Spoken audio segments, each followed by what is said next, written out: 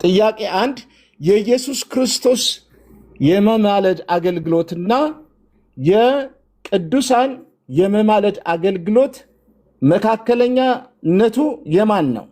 የማን ነው? ቅዱሳን ማለት ነው። ቅዱሳን የሞቱት ቅዱሳን ያማልዳል። እኔ ጥያቄን ይመልሱልኝ ፕሊዝ ፓስተር። እርስዎ ሲሞቱ ከአካል ብልትነት ይለያሉ ወይስ አይለዩ? አካል ክርስቶስ ነው ተባብለናል። እኔ ስለ ክርስቶስ ስለ እርስዎ ነው የጠየቁት። ከአካሉ ብልትነት ይለያሉ ወይስ አይለዩ? ከየትኛው አካል? እየተነበበ ካለው አካል ነው ወይስ ከአካል ከስጋዬ ማለት ነው? ከክርስቶስ አልለይም። ለምንድን ነው የምንለየው? አይለዩም። በጣም ጥሩ። ስለዚህ ካልተለዩ እነዚህ አንዱ ብልት ሲሰቃይ እርስዎ ያ ስቃይ ይሰማዎታል ወይስ አይሰማዎትም? በህይወት ካለ አሁን ጳውሎስ እየተናገረው ስለሞቱ አይደለም ብራዘር፣ ኮንቴክስቱ ሌላ። ከሞቱ በኋላ ከክርስቶስ አካልነት ይወጣሉ። ያ የአንተ ቨርሽን ነው። ጳውሎስ እየተናገረ ያለው በህይወት ነው። ይመልሱልኝ። ከሞቱ በኋላ ቅዱሳን ከክርስቶስ አካልነት ይወጣሉ ይለያሉ? አግባባዊ ጥያቄ አይደለም፣ መልሼልሃለሁ። ይመልሱልኝ። አግባባዊ ጥያቄ አይደለም ብሎ ማለት መዝሙረ ፓስተር ስለ ቅዱሳን ይጠይቁኝ ፕሊዝ። ደቂቃዎትን ይጠቀሙ። ቆይ ባኮትን አንዴ። እኔ ስለ ቅዱሳን አይደለም እያወራን ያለ ነው። ስለ ቅዱሳን ነው ርዕሳችን ፓስተር። እባኮትን አንዴ። እኔ እስካሁን ያወራነው ስለ ቅዱሳን ምልጃ፣ ስለ ምልጃ ነው እያወራን ያለ ነው እንጂ እሱ ላይ ጠይቁኝ። ጥያቄ እየጠየቅኩት ነው። ስለ ቅዱሳን እባኮትን አንዴ ዝም በሉልኝ በአክብሮት። አረ ስለ ቅዱሳን ይጠይቁኝ ፓስተር። እባኮትን ደቂቃን እየበሉብኝ ነው። እባኮትን ዝም በሉ አንዴ። ስለ ቅዱሳን ብቻ አይደለም እያወራን ያለ ነው፣ ስለ ቅዱሳን የምልጃ አገልግሎት ነው። እኔ አሁን ስለ ቅዱሳን የምልጃ አገልግሎት ነው የምጠይቆት ያለው። የቅዱሳን የምልጃ አገልግሎት እና የኢየሱስ ክርስቶስ የምልጃ አገልግሎት ሚዲየተሩ ማን ነው? ቅድም ስናገር እኔ ሚዲየተር ነው የሚያማልደው ብያለሁ። እነሱ ሚዲየተር ናቸው? መካከለኛ ናቸው ወይስ አይደሉም? ቅዱሳን ማን መካከል? ፍጡርን ከፈጣሪ አናወዳደርም እኛ ክርስቲያኖች። እባኮትን አይረብሹኝ። እባኮትን አይረብሹ። ጥያቄ ጠይቁኝ። እባኮትን አይረብሹ። እባኮትን ጸጥ በሉና ጥያቄን አዳምጠው። እባኮትን እሺ። ጥያቄ አንድ መልስ ከሌሎት የለኝም ማለት ይቻላል። አላቅም ማለት ይቻላል። በቃ አላቅም። እስቴሽ አላቅም። ጥያቄቱን መስማት ስለምፈልግ አላቅም። እኔ ጥያቄን በደንብ ይስሙ። የመቄዶንያ ሰው ቅዱስ ጳውሎስን በአካል ሳያገኘው፣ በአይን ሳያየው፣ ሳይዳብሰው ለምንድን ነው የሚለምነው? ጳውሎስን ለምን እንዲረዳው። በአካል እኮ አያየውም እኮ አያገኘውም እኮ በቃ እንዲረዳው ጸለየ። ስለዚህ ቅዱሳንን በአካል ባናያቸውም ባናገኛቸውም እንጸልያለን። አሁን የራእይ ጉዳይ ነው ብራዘር። እኔ ስለ ራእይ አልጠየቅኩትም፣ ስለ መቄዶንያ ሲያደረገው የጠየቅኩት። ቤት አባቴ ልመልስለት። በቃ ይቅራ፣ ችግር የለው። እንዳት አባቴ ካሉማ ይቀራል። እነዚህ ቅዱሳን በሰማይ ያሉ ቅዱሳን ወደ እግዚአብሔር እየጮሁ ነው አይደለም? እየጮሁ ነው። ወደ እግዚአብሔር ጮሁ ማለት ነው ማለት ነው አትበልን። ጮሁ ይላል። ጮሁ እሺ ችግር የለም። እሺ ቅድም መልሰውልኛል፣ እሱን ይዛለሁ። ኖ ስለ አንተ ጭቅጨቃ ነው የመለስኩልህ። እኔ ቃሉ ጮኸ ነው የሚለው። ጮኸ ማለት ጸሎት ነው። ጮኸ ማለት እንትን ነው፣ ሌላ ቨርሽን ነው እሱ። ጮኸ ነው ያው እዚህ ጋር የጮኸቱ ዓላማ እዚህ ጋር ስላለ ጥሩ ነው። ችግር የለው። ምን እያሉ ጮሁ? ጸለዩ። ቅዱስና እውነተኛ ጌታ ሆይ እስከ መቼ ድረስ አትፈርድም? ደማችንስ በምድር ላይ በሚኖሩት ላይ እስከ መቼ አትበቀልም አሉ። እሺ እነዚህ ቅዱሳን ስለማን ነው እየለመኑ ያሉት? ስለሞቱት፣ ስለተገደሉት እየለመኑት አይደለም። ጮሁ ነው የሚለው። ጮሁ ነው። ቅዱስና እውነተኛ ጌታ ሆይ እስከ መቼ ሳትፈርድ ማለት ነው። ልመና ነው።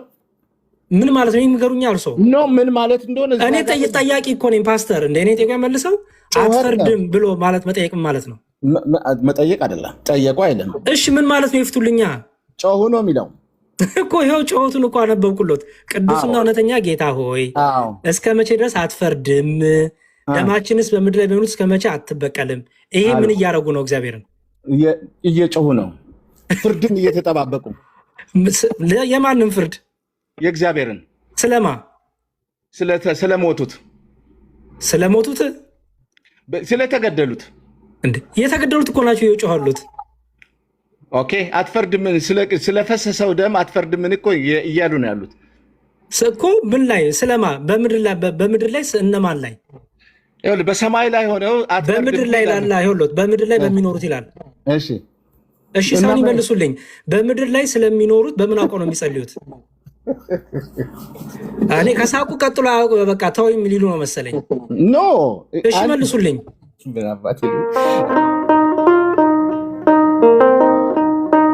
ድንግል ማርያም ሆኖ ቅዱሳን ስለኛ ይጸልያሉ ያማልዳሉ ወይ ነው ርዕሱ። ይሄ ነው እና ርዕሱ ፈጽሞ ተረስቷል። ርዕሱ ፈጽሞ ሌላ አጀንዳ ውስጥ ተገብቷል። ግን ችግር የለውም እንድሰሙ ስለፈለግን ነው ዝም ያልነው። ስለ ቅዱሳን ማውራት አይቻልም ማለት ነው። የተረዳነው ነገር በፕሮቴስታንት ወንድሞቻችን ቅዱሳን አያማልዱ የሚሉት በጨበጣ ነው ማለት ነው። ጥቅስ የለም፣ ማስረጃ የለም።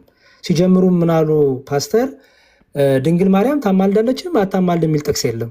በቃ ጥቅስ ከሌለ እኮ 10 ደቂቃም ቁጭ ማለት አልነበረብንም። ድንግል ማርያም ታማልዳለችም አታማልድም የሚል ጥቅስ የለም ካሉ በኋላ ከዛ ኢየሱስ ክርስቶስ እኛ ክርስቶስን ከፍጡር ጋር አናመሳስልም። እኛ ስለ ክርስቶስ ስንጠይቅ በክርስቶስ እናስረዳለን። ማን ነው አምላካችሁ ስንባል ክርስቶስ አምላካችን፣ ማን ነው ቤዛችሁ? ክርስቶስ ቤዛችን። ማን የሞተላችሁ? ክርስቶስ በመስቀል ላይ ብለን በጥቅስ እናስረዳለን። ቅዱሳን አማልዳች ስንባል አዎ ክርስቶስ እኮ ብለን አንጀምርም። አዎ ብለን ቅዱሳንን በቅዱሳን እንመለሳለን። ስለዚህ ለብዙ ዘመናት ፕሮቴስታንት ወንድሞቻችን ይህ ፓስተርም ሲያስተምሩን አንድም ጥቅስ አላሳዩ፣ አንድም ጥቅስ ስለ ቅዱሳን እንኳን መናገር አልቻሉ። እኔ ግን እስቲ ስለ ቅዱሳን መጽሐፍ ቅዱስ ምን ይላል የሚለውን ነገር ለእሳቸውም እንዲመቻቸው በኋላ ላይ እንዲያው ከኔ ጋርም ለመቃወም እንዲመች በቅዱሳን ዙሪያ ያለውን ነገር ልስጥ። ነገረ ቅዱሳን ሲጀመር እግዚአብሔር ቅዱሳንን ቅዱስ ያደረገ እግዚአብሔር ነው። ኦኬ፣ ቅዱሳንን የሚያስተዋወቀን እግዚአብሔር ነው። ቅዱስ ያደረገም እግዚአብሔር ነው። እኔ ቅዱስ ነኝ እናንተ ቅዱሳን ሁኑ ያለ እግዚአብሔር ነው። ቅዱሳንን የሚመርጥ እግዚአብሔር ነው። ቅዱስ የሚያደርግም እግዚአብሔር ነው። ቀደሰ ማለት ለየ ማለት ነው፣ መረጠ ማለት ነው። ስለዚህ እግዚአብሔር ቅዱሳንን መርጧል። እነዚህ ቅዱሳን ደግሞ ታዲያ ምንድን ነው ስራቸው? ምንድን ነው በቤተክርስቲያን ያላቸው ድርሻ የሚለውን ጥቂት አንዳንድ ጥቅሶች ላሳይ። አምላካችን ኢየሱስ ክርስቶስ ምን ብሎ አስተምሮናል? ቶሎ ጥቅሶች እንግዲህ ልስጥ። ለምሳሌ በዚህ በያዕቆብ መልእክት ምዕራፍ 5 ላይ ፓስተርም ጥቅስ እያዙ በኋላ በደንብ እንዲቃወሚ ስለምፈልግ የያዕቆብ መልእክት ምዕራፍ 5 ቁጥር 16 ላይ እርስ በእርሳችሁ እንዲሁ ከላይ ልጀምር፣ ከእናንተ የታመመ ማንም ቢኖር የቤተ ክርስቲያንን ሽማግሌዎች ወደ እርሱ ይጥራ፣ በጌታም ስም እርሱን ዘይት ተቀብተው ይጸልዩለት፣ የእምነትም ጸሎት ድውዩን ያድናልና። በምን የእምነትም ጸሎት ድውዩን ያድናል። የእምነትም ጸሎት ማለት ነው አንዱ ስለ አንዱ የሚጸልየው ልመና ማለት ነው። መማለድ ይባላል፣ መለመን ይባላል። ለቅዱሳን ስንናገር መለመን መጸለይ ይባላል። ቅዱሳን ይጸልያሉ፣ አዎ ይጸልያሉ። ቅዱሳን ይማልዳሉ። ምልጃቸው ራሱ በምድርም አገልግሎታቸው ሁሉ ያለ ነው። ዝም ብሎ በቃ የሌለ ነገር አይደለም። ይሄ ሰው ክርስቶስ ስላልሞተለት ነው የቤተክርስቲያን አባቶች መጥተው የሚጸልዩለት። ራሱ ቆሞ መጸለይ አይችልም። ራሱ ቆሞ ማስተማር፣ ራሱ ቆሞ ስለ በሽታው ማልቀስ አይችልም። ለምንድነው የቤተክርስቲያን አባቶች መጥተው እንዲጸልዩለት የሚደረገው? ከዛ ምን አለ?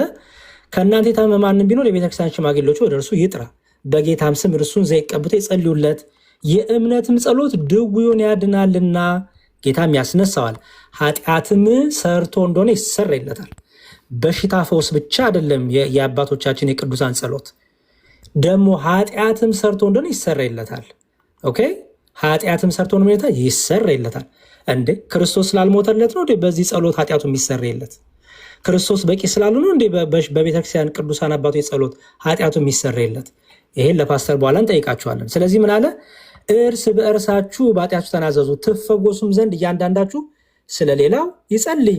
የጻድቅ ሰው ጸሎት በስሯ እጅግ ኃይልን ታደርጋለች ይላል። ምን አንዳችሁ ስለ አንዳችሁም በሉ ለምኑ፣ ጸሎትን አቅርቡ፣ አማልዱ እያለ ነው መጽሐፉ።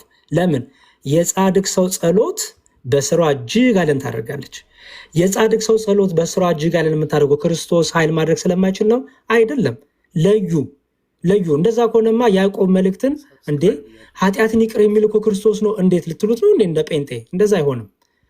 ምንድን ነው አውዱ እያለ ያለው? ለቅዱሳን መጸለይ መለመን ሲነገር ምን ማለት ነው? ክርስቶስ ደግሞ ማለደ ሲባል ምን ማለት ነው የሚለውን ለዩ። እኛ ፍጡርን ከፈጣሪ ጋር እናመሳስልም፣ አናወዳደርም። ስለዚህ ምን አለ? የጻድቅ ሰው ጸሎት በስሯ እጅግ ኃይልን ታደርጋለች። ኦኬ። ስለዚህ እርስ በርስ እንድንጸልይ መጽሐፍ ቅዱስ አዟል።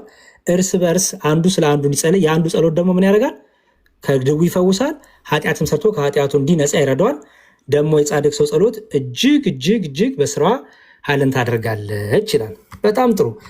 ኢየሱስ ክርስቶስ የሙታን አምላክ አይደለም። የእኛ አምላክ የሙታን አምላክ አይደለም። የሙታን አምላክ የለንም እኛ ባይዘዌ። የእኛ አምላክ የሕያዋን አምላክ ነው። በእርሱ አምነው ያንቀላፉ ቅዱሳን ሕያዋን ናቸው፣ የሚኖሩ ናቸው። ሊሞቱ አይደለም ወደ ክርስቶስ ሄዱት፣ ሊኖሩ የሄዱት። የሙታን አምላክ አናመልክም። የሙታን አምላክ ያለው ሰው ከሞትኩ በኋላ በቃ ጸጥ አልኩ ብሎ ያምናል፣ መብቱ ነው።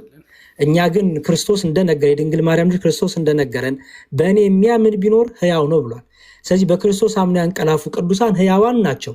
ሕያው ማለት ደግሞ አዋቂ የሆነ መናገር የሚችል ማሰብ የሚችል ማለት ነው። ምክንያቱም ነፍስ ባህሪያዊ ስለሆነ ማለት ነው። ቶሎ ጥቅሶች ልስጥ። በዚህ በዮሐንስ ራእይ ምዕራፍ 5 ላይ ዮሐንስ ራእይ ምዕራፍ 5 ቁጥር 8 ላይ እንዲህ የሚል ቃል አለ። ምን?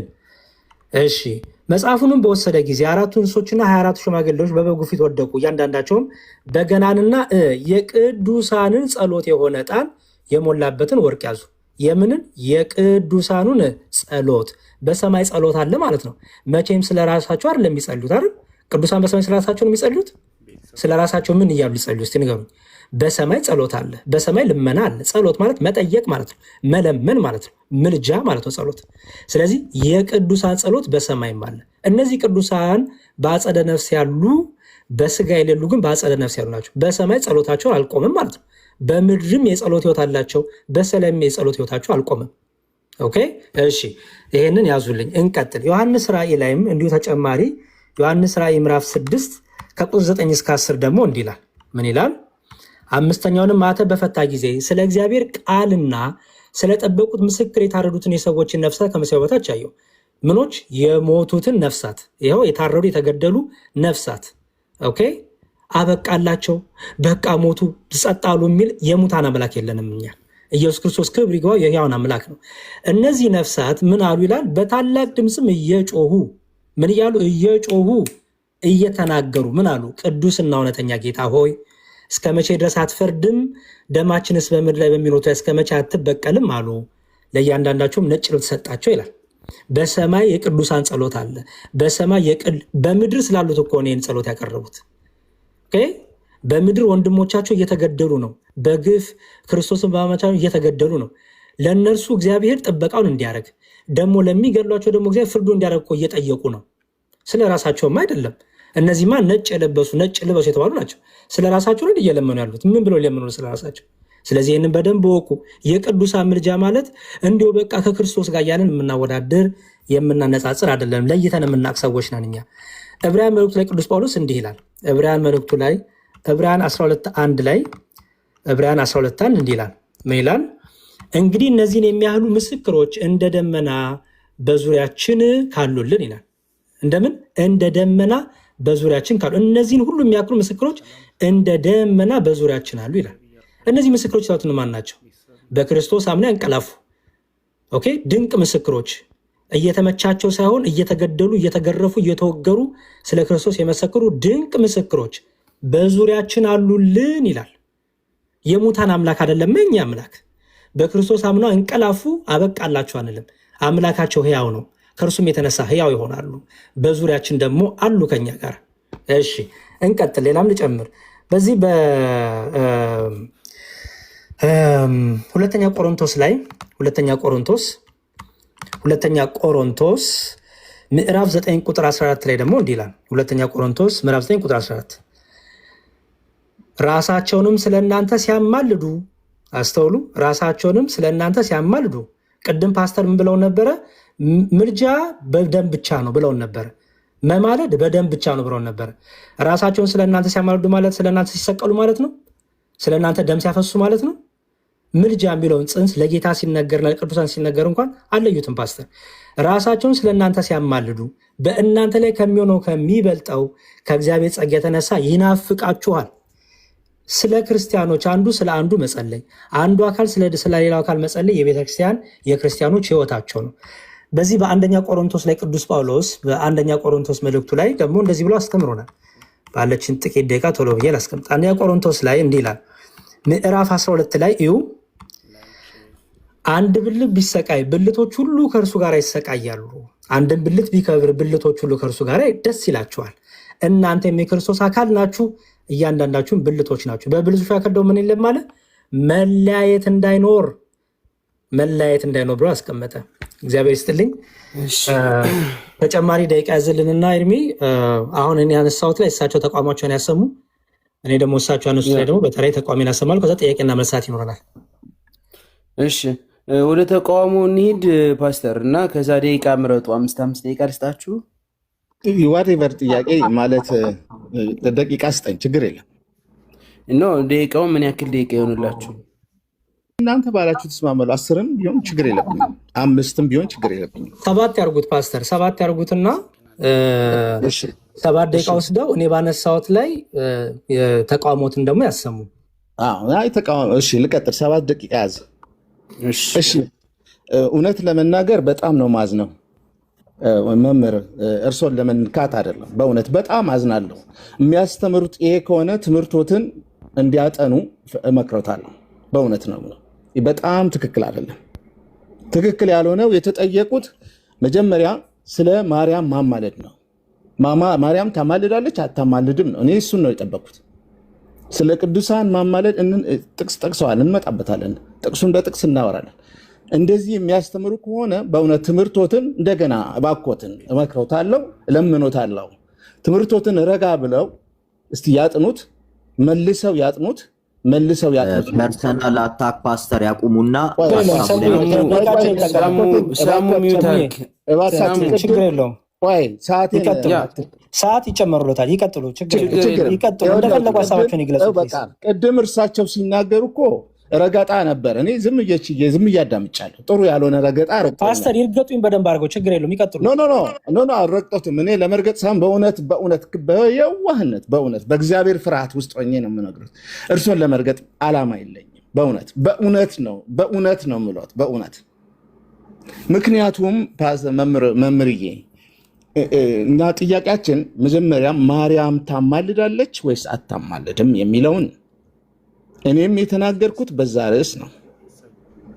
እርሶ 10 ደቂቃ እኔ የተናገርኩት በቃ እንደ ባከና አድርገው ነው የገቡት። እኔ ግን በእውነት 10 ደቂቃ ባክኗል ከእርሶ በኩል። እኔ አሁን ምጠይቆት አሁን ያብራሩልኝ ጥቅስ ባጭሩ። አሁን 10 ለጥያቄ ይሄን ሁሉ ደቂቃ አያስፈልግም። ነገር ግን እንደ ጥያቄ ግን ይዤ ልሂድ፣ መልሱልኝ። አሁን ያብራሩልኝ ጥቅሶች በሙሉ ስለ ማርያም ማማለድና ለማማለድ በእውነት ይናገራል? አንደኛ እሱ ነው። ሁለተኛ ከጠቀሱት ጥቅስ አንዱን መዘንም፣ ሁለተኛው ከጠቀሱት ጥቅስ መካከል አንዱን ብቻ ብንነጋገር፣ ለምሳሌ ያዕቆብ 5:16ን ጠቅሰዋል። እውነት ነው። እዛ ጋር አንደኛው ለአንደኛው ይጸልይ ይላል። እኔ ቅድም ስናገር ስለ ቅዱሳን ምልጃ በኋላ እመጣለሁኝ ብዬ ነበር። የቅዱሳን ምልጃ ይወሎት እባኮትን በደንብ ስሙኝ፣ እባኮትን ስለ እግዚአብሔር ስሙኝ። የቅዱሳን ምልጃ ቅዱሳን አይማልዱም እያልን አይደለም። መጽሐፍ ቅዱስ እርስ በርሳችሁ አንደኛው ለአንደኛው ይጸልይ ማልዱ ይላል። ግን ምንድነው ልዩነቱ? የቅዱሳን ምልጃና ደግሞ የኢየሱስ ክርስቶስ ምልጃ ልዩነት አለው። እሱን ልዩነት ማወቅ ያስፈልጋል። የቅዱሳን ምልጃ በጸሎት ነው፣ በጸሎት እንጂ መካከለኛ በመሆን አይደለም። ልክ እንደ ኢየሱስ አይደለም። ይህንን አንደኛ ጢሞቴዎስ ምዕራፍ 2:1 ይናገራል። አንደኛ ጢሞቴዎስ ምዕራፍ 2:1 ላይ ያዙ፣ አንብቡት። እኛ ቅዱሳን አያማልዱም እያለን አይደለም እኮ ያማልዳሉ፣ ግን ከጌታ ከኢየሱስ ክርስቶስ ምልጃ ጋር አንድ አይደለም፣ ተመሳሳይ አይደለም። ቅዱሳን በጸሎት ነው የሚማልዱት፣ መካከለኛ ግን በመሆን አይደለም እንደ ኢየሱስ። አንደኛው ያዙልኝ፣ እሱ ነው። ለሌላው መጸለይ ማለት በሰውና በእግዚአብሔር መካከል መግባት ማለት በፍጹም አይደለም። ኢየሱስ ክርስቶስ የማለደው በሰውና በእግዚአብሔር መካከል ገብቶ ነው የማለደው። ያንን ቦታ ተክተው ቅዱሳን በፍጹም በምንም ታምር እንደዛ የሚያደርጉት በጸሎታቸው ነው። ጸልዩ ማልዱ ተብሏል። አዎ አንደኛ ጢሞቴዎስ ምዕራፍ 2:1። ስለዚህ የቅዱሳን ምልጃ ከጌታ ከኢየሱስ ክርስቶስ የሚቸኩለው ሰዓቴን ለመጠቀም ነው። ከጌታ ከኢየሱስ ክርስቶስ ምልጃ ጋር ይማልዳሉ። ግን ልዩነት ያለው ምንድነው? በመካከለኛ በመሆን አለን፣ በጸሎት ነው። አንደኛው። ሁለተኛ ቅዱሳን የሚማልዱት ቅድም የሰጠኙን ጥቅስ አለ። ለምሳሌ ሌላም መጥቀስ ይችላሉ። ዮሐንስ ወንጌል ምዕራፍ 14 ቁጥር 13 ላይ በስሜ የምትለምኑትን ሁሉ እኔ አደርገዋለሁ ነው የሚለው። ስለዚህ ቅዱሳን የሚለምኑት በኢየሱስ ስም ነው። ቅዱሳን የሚማልዱት በኢየሱስ ስም ነው። የሚጸልዩት በኢየሱስ ስም ነው እንጂ የኢየሱስን ስም ባለመጥራት አያማልዱም። ኢየሱስ የራሱን ስም ጠርቶ አላማለደም። በራሱ የመካከለኛ ስለሆነ አማለደ፣ ማለደ። በቃ ቅዱሳን አያማልዱም እያለን አለም። ሲያማልዱ ግን የኢየሱስን ስም ጠርተው ነው። ምክንያቱም በስሜ የምትለምኑትን እሱን አደርገዋለሁ ብሏል። ስለዚህ የቅዱሳን ምልጃ በኢየሱስ ክርስቶስ ስልጣን ላይ የተደገፈ ነው። በራሳቸው ስልጣን የለውም። የጸሎታቸው የምልጃቸው ስልጣን የለም። የቅዱሳን የምልጃ አገልግሎት የተደገፈው በክርስቶስ ኢየሱስ አውቶሪቲ ላይ ነው፣ ስልጣን ላይ ነው ማለት ነው። ስለዚህ ቅዱሳን ምልጃቸው ኢንዲፔንደንት ነው። ኢንዲፔንደንት ማለት ምን ማለት ነው? ኢንዲፔንደንት አይደለም ማለት ይቅርታ፣ ዲፔንደንት ነው። በክርስቶስ ላይ የተደገፈ እንጂ በክርስቶስ ላይ ያልተደገፈ አይደለም። ብቻቸውን መጸለይ አይችሉም። በክርስቶስ ላይ ተደግፈው በስሙ ግን ተደግፈው ይማልዳሉ፣ እግዚአብሔርም ይሰማቸዋል። ይህንን ዮሐንስ ወንጌል ምዕራፍ 14 ከቁጥር 13 ይናገራል። ሶስተኛው ቅዱሳን የሚማልዱት በመንፈስ ቅዱስ እርዳታ ነው መምሬ።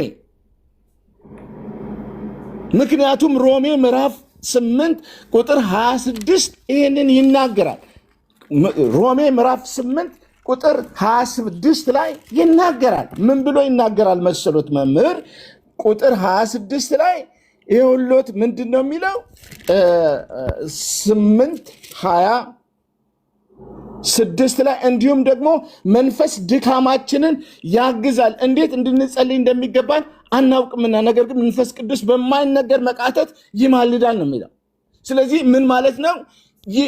በመንፈስ ቅዱስ እርዳታና እገዛ ነው ቅዱሳን የሚማልዱት እንጂ በራሳቸው አይደለም።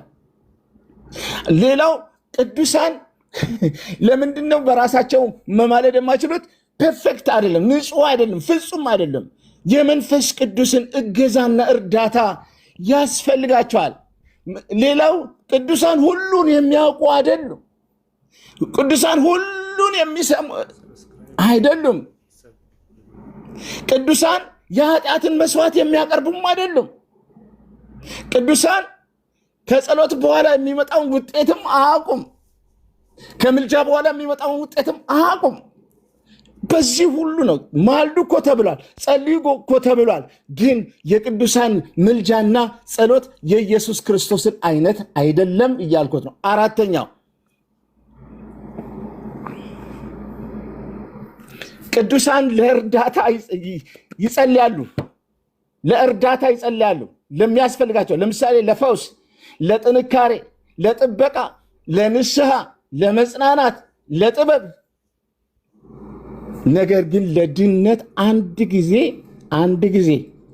ለድነት አንድ ጊዜ ማልደው ጸልየው አቅም የድነት አገልግሎት።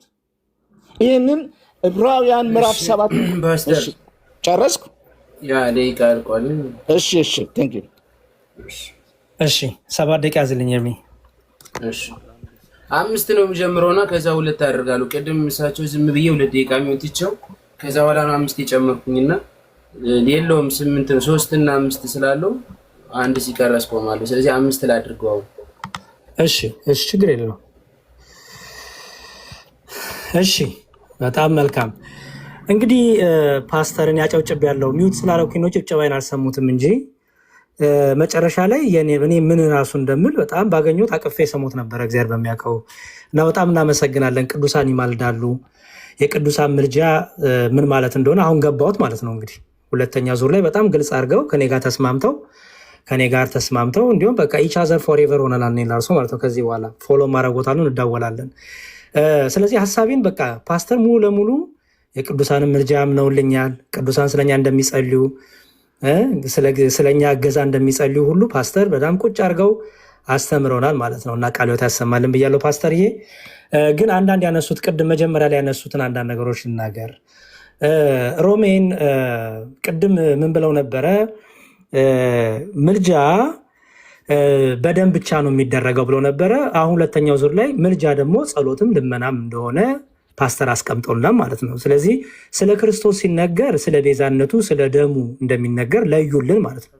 መጀመሪያ ላይ ተደበላልቆባቸው ነበር። አሁን ግን ለይተውት ስለ ክርስቶስ ሲነገር ከደሙ ጋር ከቤዛነቱ ጋር የተያያዘ፣ ስለ ቅዱሳን ሲነገር ደግሞ ጸሎት፣ ልመና፣ እገዛ እንደሆነ ይህንን ፓስተር በሚገባ አስቀምጦልናል። ይህንን በጣም ነው በእውነት የምናመሰግነው ፓስተር። ከዛ ደግሞ ያነሱት ሀሳብ ነበረ ምን ሞት ስለከለከላቸው የሚለውን እዚህ ዕብራውያን ላይ የተነሳው ቅድም አንስተው ይሄ ሞት የከለከላቸው ድንግል ማርያምን ይጨምራል፣ ሌሎችን ቅዱሳኑን ይጨምራል ብለውን ተናግረውን ነበረ እና ግን እዚህ ጋር ያሉት እነርሱም የተባሉት እውነት ስለ ቅዱሳን እየተናገር ነው። በሐዲስ ኪዳን ስላሉት ቅዱሳን እኛ ይማልዱ ይጸልዩናል። እኛ በነገራችን ላይ እመቤታችን ትማልዳለች ስንልክ ፓስተር እንዳሉት እመቤታችን ትማልዳለችም አትማልደው የሚልም ጥቅስ የለም ብለዋል እሳቸው ሲጀምሩ። ምክንያቱም ቃል በቃል የሚል ነገር የለም በመጽሐፍ ትማልዳለችም አይልም አትማልድምም አይልም ብለው አስቀምጠዋል። ኦኬ በጣም ጥሩ ትምህርቱ አለ ማለት ነው። ኦኬ ትምህርቱ ግን አለ። ሲጀመር ክርስቲያኖች ቃል በቃል ብለው የሚያምኑ አይደሉም። ለምን ቢባል ለምሳሌ ስላሴ በስም በአካል በግብር ሶስት ስንል ቃል በቃል አምጡ ብንል ማንም አያመጣ። ስላሴ በግብር ስንል እንዲህ በግብር የሚል ቃል በቃል አታመጡ፣ ማንም አይመጣም። ትምህርት ክርስቲያን ግን መጽሐፍ ቅዱስን በምላት የሚረዳ ስለሆነ በምላት ያለውን አስተምሮ ያስተምራል፣ ያስቀምጣል። ስለዚህ ቅዱሳን ይጸልያሉ። እመቤታችን ትጸልያለች ስንል እግዚአብሔር ለቅዱሳኑ የሰጠውን የጸሎት ጸጋ፣ እግዚአብሔር ለቅዱሳን የሰጠውን አንዱን ስለ አንዱ የማገዝ ጸጋ ለእመቤታችን ደግሞ በከበረ መልኩ አለ። ለምን? የአምላክ እናት ናት። ልጇን ልጄ እና አምላኬ ብላ መጥራት የምችል እሷ ብቻ ናት ከፍጥረት። እሷ ብቻ ናት ከፍጥረት። ማንም ሰው ክርስቶስን ሲለምን ልጄ ብሎ የሚጸልይ የሚለምን የለም። ይልቁንም እሷ ድንግል ማርያም ግን ክርስቶስ ልጇም ወዳጇም አምላኳም ነውና ልጄም አምላኬም ብላ ለመጸሎት ልመናን ሌሎቹ ቅዱሳን ሲያቀርቡ አይ ድንግል ማርያም አታቀርብም የሚለው ነገር ብዙም አያስኬድም። ስለዚህ ድንግል ማርያም ታማልዳለች እንደው በከበረ የአምላክ እናት የጌታ እናት እግዚአብሔር ስለነ አብርሃም ስለነ ይስሐቅ እንኳን ይለመናል፣ እንኳን ስለ ድንግል ማርያም። ስለዚህ ያንን በደንብ አድርጎ ሊታወቅ ይገባል። ዕብራውያን ላይ ልመለስ። ዕብራውያን 7 ላይ ቅድም አንስተው ነበረ እነርሱም እንዳይኖሩ ሞት ስለከለከላቸው የሚለውን እነዚህ ሞት የከለከላቸው የተባሉት ቅዱሳን ናቸው ብሎ አስቀመጡልን። እኔ ስህተት ነው። ምክንያቱም እየተነገረ ያለው ስለ ብሉይ ኪዳን ካህናት አገልግሎት የተነገረው የብሉይ ኪዳን ካህናት አገልግሎትን እየተናገረ መጣና ሕጉ ምንም ፍጻሜ አላደረግምና ስለዚህ የምትደክም የማጠቀም ስለሆነች የቀደመች ትእዛዝ ተሽራለች፣ ወደ እግዚአብሔር የምንቀርብበት የሚሻል ተስፋ ገብቷልና እነርሱም ያለ መሐላ ካህናት ሆኗል። እነርሱ ያለ መሐላ ካህናት ሆኗል። እነማ? የብሉይ ኪዳን ካህናት። እያወራ ያለው ስለ ብሉይ ኪዳን ካህናት ነው እያወራ ያለው። እርሱ ግን ይላል እርሱ ግን ጌታ አንተ እንደ መልከ ጼዴቅ ሹመት ለዘላለም ካህን ነህ ብሎ ማላ አይጸጸትም ብሎ በተናገረለት ከመሐላ ጋር ካህን ሆኗልና ያለ መሐላ ካህን እንደሆነ መጠን እንዲሁ ኢየሱስ ለሚሻር ኪዳን ዋስ ሆኗል። እውነት ነው። ኢየሱስ ክርስቶስ የአዲስ ኪዳን መካከለኛ ነው። ኢየሱስ ክርስቶስ የአዲስ ኪዳችን አስታራቂ ታራቂም ነው። ራሱ ደግሞ ሊቀ ካህን ብቻ አይደለም፣ ክርስቶስ የሚምርም ሊቀ ካህን ነው። ራሱ መሐሪ ነው፣ ራሱ ታራቂ ነው። ከአባቱም ከመንፈስ ቅዱስን ደግሞ አስታራቂ ነው። ኦኬ ክርስቶስ ጠይቆ ወይ ማልዶ ጸልዮ የሚጠብቅ አይደለም። ሲጀምር የዳነውን በጸሎት በልመና አይደለም፣ የዘላለም የታገኘነው በደሙ ነው። ስለዚህ እነርሱም እንዳይኖሩ ሞት ስለከለከላቸው ካህናት የሆኑ ብዙ ናቸው። እያወራ ያለው ስለ ብሉይ ኪዳን ካህናት ነው። ፓስተር ደግሞ አመጡና ይኸው አሁን ስለ ማርያም ስለ ቅዱሳን በአጸደ ሥጋ ስላሉ ነው የሚያወሩ አሉ። ነው አውዱን በአውዱ መሰረት ጠብቀው ሊፈቱ ይገባል። ፓስተር እዚህ ጋር እያወራ ያለው ስለ ብሉይ ኪዳን ካህናት እንደሆነ ጠንቅቀው እንዲያውቁ ፈልጋለሁ። ሌላው የቅዱሳን ምልጃ ላይ ምናሉን ቅድም ቅዱሳን በራሳቸው የሚያውቁ አይደሉም። እኛ በራሳቸው መቼ ያውቃሉ አለን። ሰዓቴ ሳልቅ 2 ደቂቃ ጨምር። ኦኬ እኛ በራሳቸው ያውቃሉ መቼ አለን። እንኳን ቅዱሳን አይደሉም መላእክት እንኳን በራሳቸው የሚያደርጉት ነገር የለም። ሁሉም የሆነው በእግዚአብሔር ኃይል፣ በእግዚአብሔር ጸጋ፣ በመንፈስ ቅዱስ እርዳታ ነው። መንፈስ ቅዱስ ካልሰጠ፣ መንፈስ ቅዱስ ካልረዳ ምንም ማወቅ አይቻልም። ቅዱሳኑ ያውቃሉ ስንል መንፈስ ቅዱስ ይገልጥላቸዋል እያልን ነው እንጂ በሁሉ ቦታ እንደ እግዚአብሔር ይገኛሉ እያልን አይደለም። እግዚአብሔር ግን ባወቀ፣ ለምሳሌ ቅዱስ ጴጥሮስ በቤቱ ሆኖ እነዛ ባልና ሚስቶች ሲያደርጉ የነበረውን ተንኮልና ክፋት በልባቸውና ቃላቸውን አውጥተው ሲማከሩ የነበሩትን ሁሉ እንዳወቀባቸው ጴጥሮስ ሁሉ ቦታ ተገኝቶ ያወቀባቸው አይደለም። ኦኬ ጴጥሮስ በስጋ እኮ ነው ያለው፣ ግን አንድ ቦታ ተቀምጦ ግን በዛ የሚደረገውን ነገር ያውቅ ነበረ። ይሄን ሁሉም ማወቅ እኮ የእግዚአብሔር ችሎታ ነው። ግን ጴጥሮስ ይህን ስላወቀ እግዚአብሔር ሆነ ማለት ነው? አይደለም። መንፈስ ቅዱስ ረዳው፣ መንፈስ ቅዱስ ገለጠለት እንላለን እንጂ። ስለዚህ ቅዱሳን በራሳቸው ብለንም አናቅም። ይሄ ለዘመናም የተዋሸብን ውሸት ነው። እውነቱን ይሄን እንድታውቁ ፈልጋል። ሌላው ዮሐንስ ራእይ ላይ ቅዱስ ጳውሎስ ባለ ወንጌላዊ ዮሐንስ ምን አለ? በሰማይም ያሉ በምድርም ያሉ በባህር ውስጥም ያሉ በታችም በጥልቁም ያሉ ሁሉ በየነገዳቸው በየቋንቋቸው እግዚአብሔርን ሲያመሰግኑ ሰማሁ አለ። አስተውሉ። በጥልቁም ያሉትን በባህሩም ያሉትን በላይ በምድር ያሉትን በላይ በሰማይ የሚበሩትን ሁሉን ፍጥረት እግዚአብሔርን ሲያመሰግኑ የሚሰማ ማን ነው? በባህሪው እግዚአብሔር ብቻ ነው። ዮሐንስ ግን ሰማሁ አለ። ዮሐንስ ሰማሁ ማለቱ መለኮት ሆንኩ እያለ ነው? ከእግዚአብሔር ጋር ተካከልኩ እያለ ነው? አይደለም። መንፈስ ቅዱስ ገለጠለት እያለ ነው። መንፈስ ቅዱስን ግድግዳ አይገድበውም። መንፈስ ቅዱስን በስጋ መሞት አይገድበውም። ያለበለዚያማ እግዚአብሔር ተጠቅሞ የሚጥል አምላክ ነው። አይደለም። እግዚአብሔር ቅዱሳኑን በምድር ሳለ ያከብራቸዋል፣ ይመርጣቸዋል፣ ይቀድሳቸዋል። በስጋ ሲያርፉ ደግሞ ይህ ቅድስናቸው ቅድም በሰማይ የቅዱሳን ጸሎት አለ ብለን እኮ አሳየን። የቅዱሳን ጸሎት ያለው ለምንድን ነው? መንፈስ ቅዱስ ከእነሱ ጋር ስላለ። ሊኖሩ ነው የሄዱት እንጂ ሊሞቱ አይሄዱም። ክርስቶስ ማን ነው? ቅዱስ ጳውሎስም ለዚህ ነው ልኖር ከክርስቶስ ጋር ወደ ክርስቶስ ጋር ሊሄድ ልኖር ናፍቃለሁ ያለው። በዛ የተለየ እንዲሁም ዛሬ በድንግዝግዝ ያለው በኋላ ግን አጥርቻ ያለው እንዳሉ ማለት ነው። እንዲሁም በዛ ከጌታ ጋር ከመንፈስ ቅዱስ ጋር በልዩ ደስታ በልዩ ጥበብ ከክብር ወደ ክብር ከኃይል ወደ ኃይል ሆነው ይኖራሉ። ስለዚህ ይሄንን ልታውቁ ይግባል። ሌላው ፓስተር ምን አሉ? በእግዚአብሔር ቀኝ ያለው አሉን። እንዴ ቀኝ ምን ማለት ነው ፓስተር? ለእርሶ ወልድ በአባቱ ቀኝ ያለ ሲባል ቀኝ ማለት እኮ ክርስቶስ እኮ የአብ ቀኝ ይባላል እኮ ሲጀመር። እንዴ ወልድ በአብ ቀኝ ነው ሲባል አብ በግራ ማለት እኮ አይደለም። ወልድ የአብ ቀኙ፣ የአብ ኃይሉ፣ የአብ ጥበቡ ይባላል። እሺ ደቂቃ አለቀ። እሺ አንድ ደቂቃ ፓስተር ማውራት ይችላሉ። ምናልባት 3 ደቂቃ 8 ደቂቃ ስላደረኩኝ 1 ደቂቃ ማውራት ይችላሉ። ይቅርታ። አሁን ጥያቄና መልስ ነው የምንሄደው። እርሜ ያ ምናልባት 1 ደቂቃ እንዲያወራ ብዬ ነው። ፓስተር አንዴ የተስማማንበትን ጠብቀን እንሂድ ፕሊዝ። የተስማማኑ ምን ነበረ መሰሎት? መጀመሪያ ትምህርቶትን ያቀርባሉ፣ ትምህርቴን አቀርባለሁ። ከዛ ያቀረብኩት ትምህርት ላይ ተቃውሞትን ያደርጋሉ፣ እኔም አደርጋለሁ። ከዛ ወደ ጥያቄና መልስ ነው የምንሄደው። ከዛ ማጠቃለያ አለ መጨረሻ ላይ። ተቃውሞ ነው። አልተረዳኝም። ሳመሪ ላይ 1 ደቂቃ ጨምረላቸው ኤርሚ።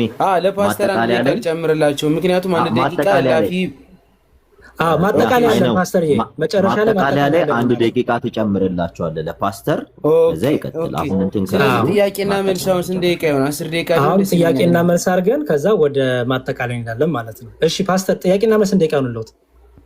ጥያቄና መልስ ሳይሆን ቆይ ወደ ጥያቄና መልሱ ከመሄዳችን በፊት ሪፊት ማድረገው ነገር አለኝ። ይሄን ፓስተር እድሎትን ቅድም አሁን የወሎት በውይይት ዓለም በዚህ ስቴጆች ሄደን ነው። ከዛ መጨረሻ ላይ ሪፊት የሚያደርጉትም ካለ በማጠቃለያዎት ላይ ቅድም ዲያቆን ያሬድ ባነሳው ነገር ላይ ይሄ ነገር ትክክል አልተባለም ብለው ማጠቃለያ ሀሳብ ይሰጡታል። ደቂቃ ከጥያቄና መልሱ በኋላ ጥያቄ አንደኛ ቆይ ስንት ደቂቃ ስንት ይሁኑ ፓስተር? ስጡኝ፣ ችግር የለብኝም። ለእርሶ በደንብ እንድታብራሩ 5 ደቂቃ ልስጣችሁ።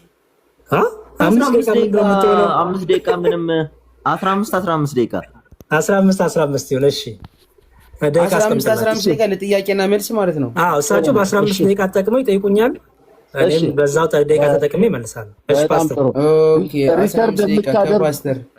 ሪከርድ የምታደርጉም አድርጉ። መምህር መዝሙረ ጥያቄን እንግዲህ ብትጽፋቸው ጥሩ ነው። ወይም እንዴት እንደምትመልስ ቶሎ ብዬ ልጠይቅ። አሁን ሪከርድ የምታደርጉም አድርጉ በደንብ። ቅድም እኔ ስለ ጌታ ኢየሱስ የኢንተርሴሽን አገልግሎትና ስለ ብሊቨርስ ኢንተርሴሽን አገልግሎት ስናገር ተስማምተናል ብለዋል። እሱን በኋላ በማጠቃለያ እናገራለሁ። ጥያቄ አንድ የኢየሱስ ክርስቶስ የመማለድ አገልግሎትና የቅዱሳን የመማለድ አገልግሎት መካከለኛነቱ የማን ነው? የማን ነው መካከለኛ? ርዕሳችን አይደለም። ርዕሴን ጠብቆ የጠይቁኝ ስለ ነገረ ቅዱሳን ነው ጥያቄ። ቅዱሳን ላይ ጠይቁኝ። እየጠየኩት ነው። በቃ እሺ፣ ወደ ቅዱሳን ላዞርለት። ቅዱሳን ማለት ምን ብዬ ነው? አማኞች ነው ያልኩት። ቅዱሳን ልበሉት። እሺ፣ ቅዱሳን ኦኬ። አንደኛ ሜዲቴ ወይ መካከለኛነቱን ነው የሚነግሩኝ። በኢንተርሴሽን አገልግሎት መካከለኛ ማን ነው? ኢየሱስ ነው ወይስ ቅዱሳን? ስለ ቅዱሳን ይጠይቁኝ። ስለማን ልጠይቅህ? ስለ ቅዱሳን። ስለ ቅዱሳን እየጠየኩ እኮ ነው። ስለ ቅዱሳን ሲጠይቁኝ ከክርስቶስ ጋር ያነጻጽሩ ፓስተር። ኖ ስለ ቅዱሳን አይደለም። አሁን ደቂቃ ያዙልኝ። ደቂቃ ያዝም ፓስተር፣ ደቂቃው ይሄዳል። ይኸውልህ ስለ ቅዱሳን ብቻ አይደለም እዛ ጋር አሁን ርዕሳችን ወንድምዬ መዝሙረ ፓስተር ስለ ቅዱሳን ይጠይቁኝ ፕሊዝ፣ ደቂቃዎትን ይጠቀሙ። ቆይ ባኮትን አንዴ፣ እኔ ስለ ቅዱሳን አይደለም እያወራን ያለ ነው። ስለ ቅዱሳን ነው ርዕሳችን ፓስተር። እባኮትን አንዴ፣ እኔ እስካሁን ያወራነው ስለ ቅዱሳን ምልጃ፣ ስለ ምልጃ ነው እያወራን ያለ ነው እንጂ እሱ ላይ ጠይቁኝ። ጥያቄ እየጠየቅኩት ነው። ይጠይቁኝ ስለ ቅዱሳን።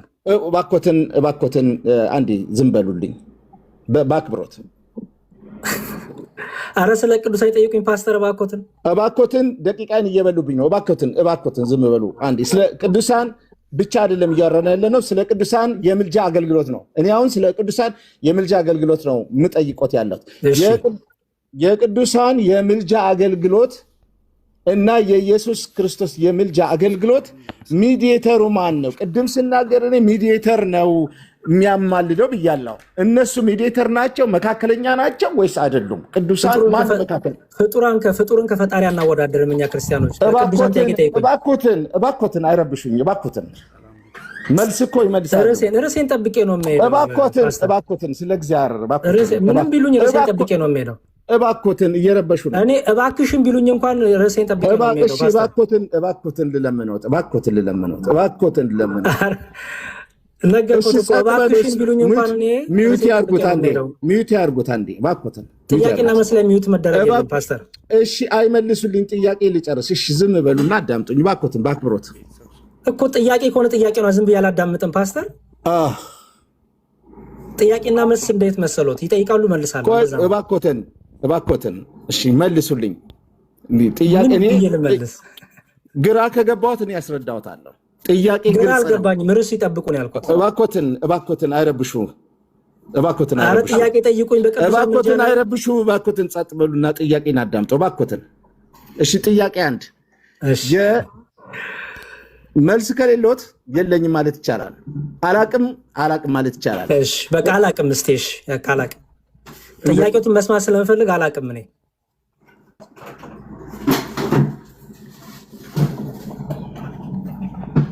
ጥያቄዎትን ቅዱሳን ምልጃ ላይ ጠይቁኝ እባክዎትን።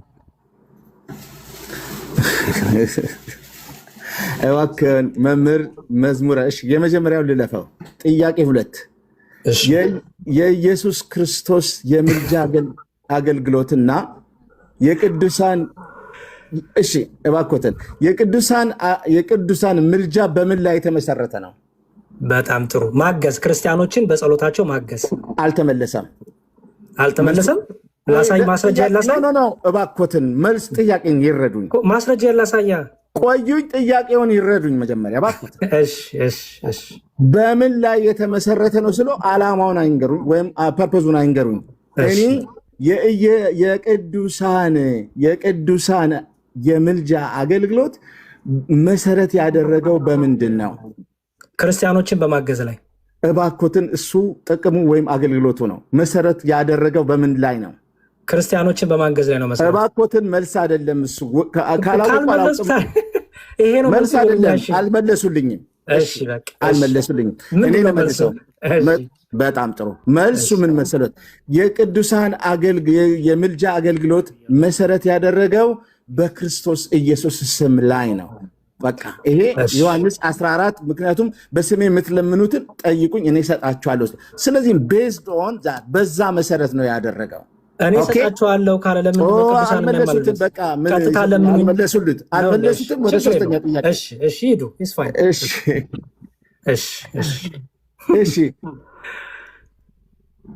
እሺ የቅዱሳን የምልጃ አገልግሎት የሚያድነው የማዳን ኃይሉ የተወሰነ የተገደበ ነው ወይስ ያልተገደበ? እሺ የእነሱ ምክንያት ናቸው፣ እነሱ አጋዥ ናቸው። አዳኙ ክርስቶስ ነው። ስለዚህ አዳኙ መሐሪው ኢየሱስ ክርስቶስ ነው። የምህረቱ ደግሞ ነገር የክርስቶስ አይገደብም ነው። እኔ የክርስቶስን ምህረት የአዳኝነት አልጠየቅኩትም መምህር፣ የጠየቅኩት በቀጥታ ነው ስለ ቅዱሳን መለስኩሎት እኮ። እሺ ጠይቁን ድጋሚ። አልመለሱልኝም። መልስ በትክክል ይመልሱልኝ።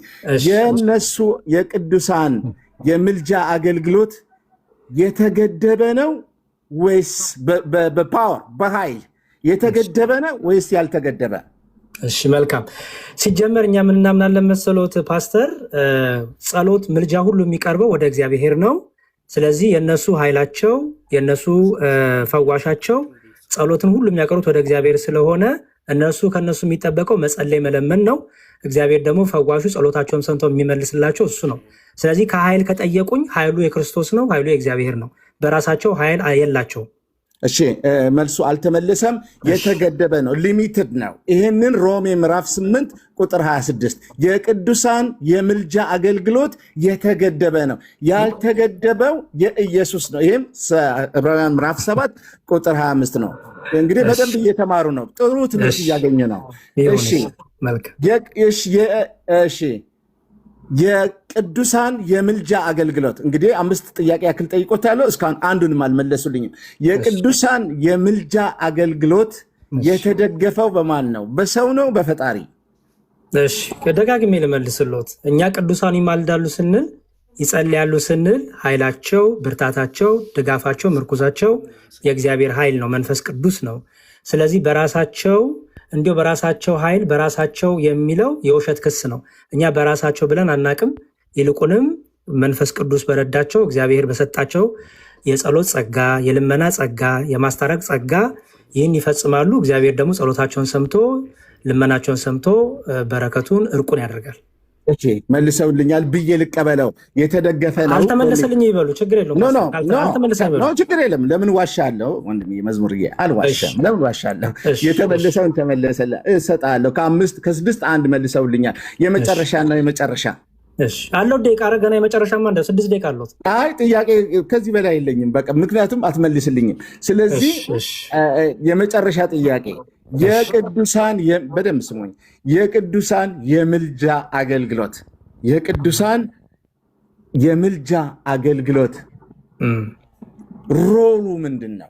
ወይም ሮል ስሎት ድርሻ ማለቶት ነው። ድርሻ እሺ ማገዝ፣ ክርስቲያኖችን በጸሎት ማገዝ። አልተመለሰም። ድርሻውን ነው እኔ እሱ ውጤት ወይም ደግሞ አገልግሎቱ ድርሻውን ነው የጠየቁት። ድርሻው ምንድን ነው? ሮሉ በእንግሊዝኛ ምንድን ነው? ሮል ኦፍ ብሊቨርስ ኢንተርሴሽን የቅዱሳን ምልጃ አገልግሎት ሮሉ ምንድን ነው? ክርስቲያኑ እሺ ልመልስሎት።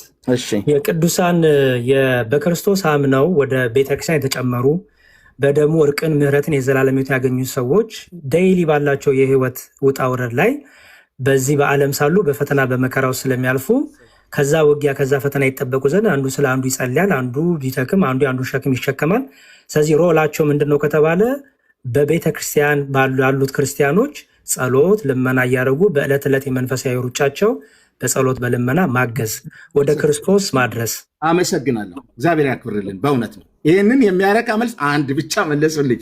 በጸሎት ነው። በጣም አመሰግናለሁ። በጸሎት ነው። ስለዚህ ከ6 ጥያቄ 2 መልሰውልኛል። በፍጹም ቅዱሳን የሚያማልዱት የምልጃ አገልግሎታቸው ከኢየሱስ የምልጃ አገልግሎት በፍጹም የተለየ መሆኑን አስረግጬ ነግሬታለሁ። ተንኪው ይጠይቁኝ። 5 ደቂቃ አለዎት ፓስተር። ጥያቄን ጨርሻለሁ። ሌላ ጥያቄ ከጠየቅኩ ኢየሱስን ትነካብኛለህ ስለምትለኝ ካላልከኝ ልጠይቆት ይጠቀሙ። ችግር የለም። በቃ ይጠይቁኝ፣ ደስ ይበሉት፣ ይጠይቁኝ። 4 ደቂቃ ስላሉት ይጠይቁኝ። እሺ ኢየሱስ ክርስቶስ ግድ የለውም። ጨርሻለሁ። ጥያቄ ይጠይቁ። ችግር የለውም። 4 ደቂቃ አለው ፓስተር፣ ይጠይቁ። እስካሁን አንድ ጥያቄ እስቲ ቅዱሳን ማለት ነው። ቅዱሳን የሞቱት ቅዱሳን ያማልዳሉ? እሺ በጣም ጥሩ። እኛ ሲጀመር ሞት የሚለው ነገር ምን ማለት ነው ስንል ሞት ከስጋና ነፍስ መለየት ነው። ነፍስ ግን አዋቂነቷ፣ ተናጋሪነቷ፣ ህያውነቷ፣ ዘላለማዊነቷ ይቀጥላል። ስለዚህ ቅድም ባሳየሁት በዮሐንስ ራእይ ላይ ቅዱሳን በሰማይ ሲጸልዩ አይተናል። ቅዱሳን በምድር ስላሉት ክርስቲያኖች ሕማም መከራ እንዳይበዛባቸው የሚያበዙባቸውም እግዚአብሔር እንዲያስታግስላቸው ሲለምኑ አይተናል። ስለዚህ አዎ ይጸልያሉ፣ ይለምናሉ። ተሳሳተ ትርጉም ነው እሱ። መጽሐፍ ቅዱስ አይደግፎትም። እና የሞቱት ቅዱሳን ጸሎት የሚጸለየው በመጽሐፍ ቅዱስ በዚህ በእጃችን ባለው መጽሐፍ ቅዱስ ሕያው ጥያቄ ጠይቁኝ እባክዎትን ፓስተር፣ ደቂቃዎትን አሁን ስፈልግ ደግሞ ጥያቄ ጠይቁኝ። ግድ የለም ጨረስኩኝ። በቃ ጨረሱ? ጨርሻለሁ። ቀጥሉ። እሺ በጣም ጥሩ።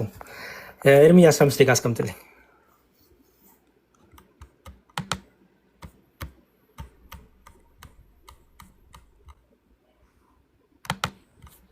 ደቂቃውን ጀምራለሁ። ፓስተር ሚውቶችን ያንሱ። ሚውት ማድረግ ይቻላል። ፓስተር ያንሱ ሚውቶትን። ሚውት ማድረግ አይጠበቅቦት።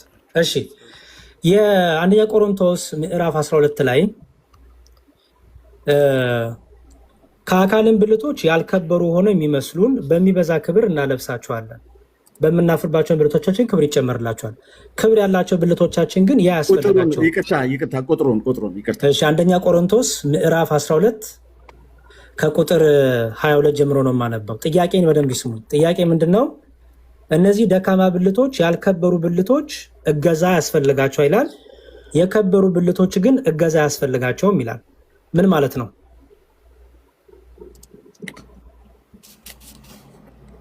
ፓስተር ደቂቃዬን ቶሎ ልጠቀም፣ ቶሎ መልሱኝ። እንደኔ ይኸውልህ በዚህ ቦታ ላይ ሐዋርያ ጳውሎስ የሚያስተምረው ምን መሰሎት?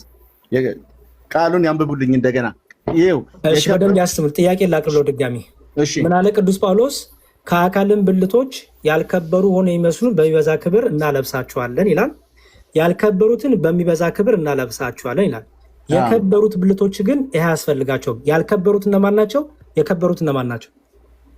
ግድ የለም ዝርዝሩን እዛ ጋር ኮንቴክስቱን ማንበብ ስለሚጠበቅብን ኮንቴክስት ውስጥ እናገኛለን። የከበረ ያልከበረ የሚለው ምን ማለት ነው? ፓስተር ይመልሱልኝ ፕሊዝ፣ ደቂቃ የለኝም። እኔ ያልከበሩ እነማን ናቸው? የከበሩ እነማን ናቸው? ካላወቅኩት አላውቀውም ይበሉ፣ ልለፈው። ግድ የለውም እዛው ጋር ስላለ እንግዲህ ለምሳሌ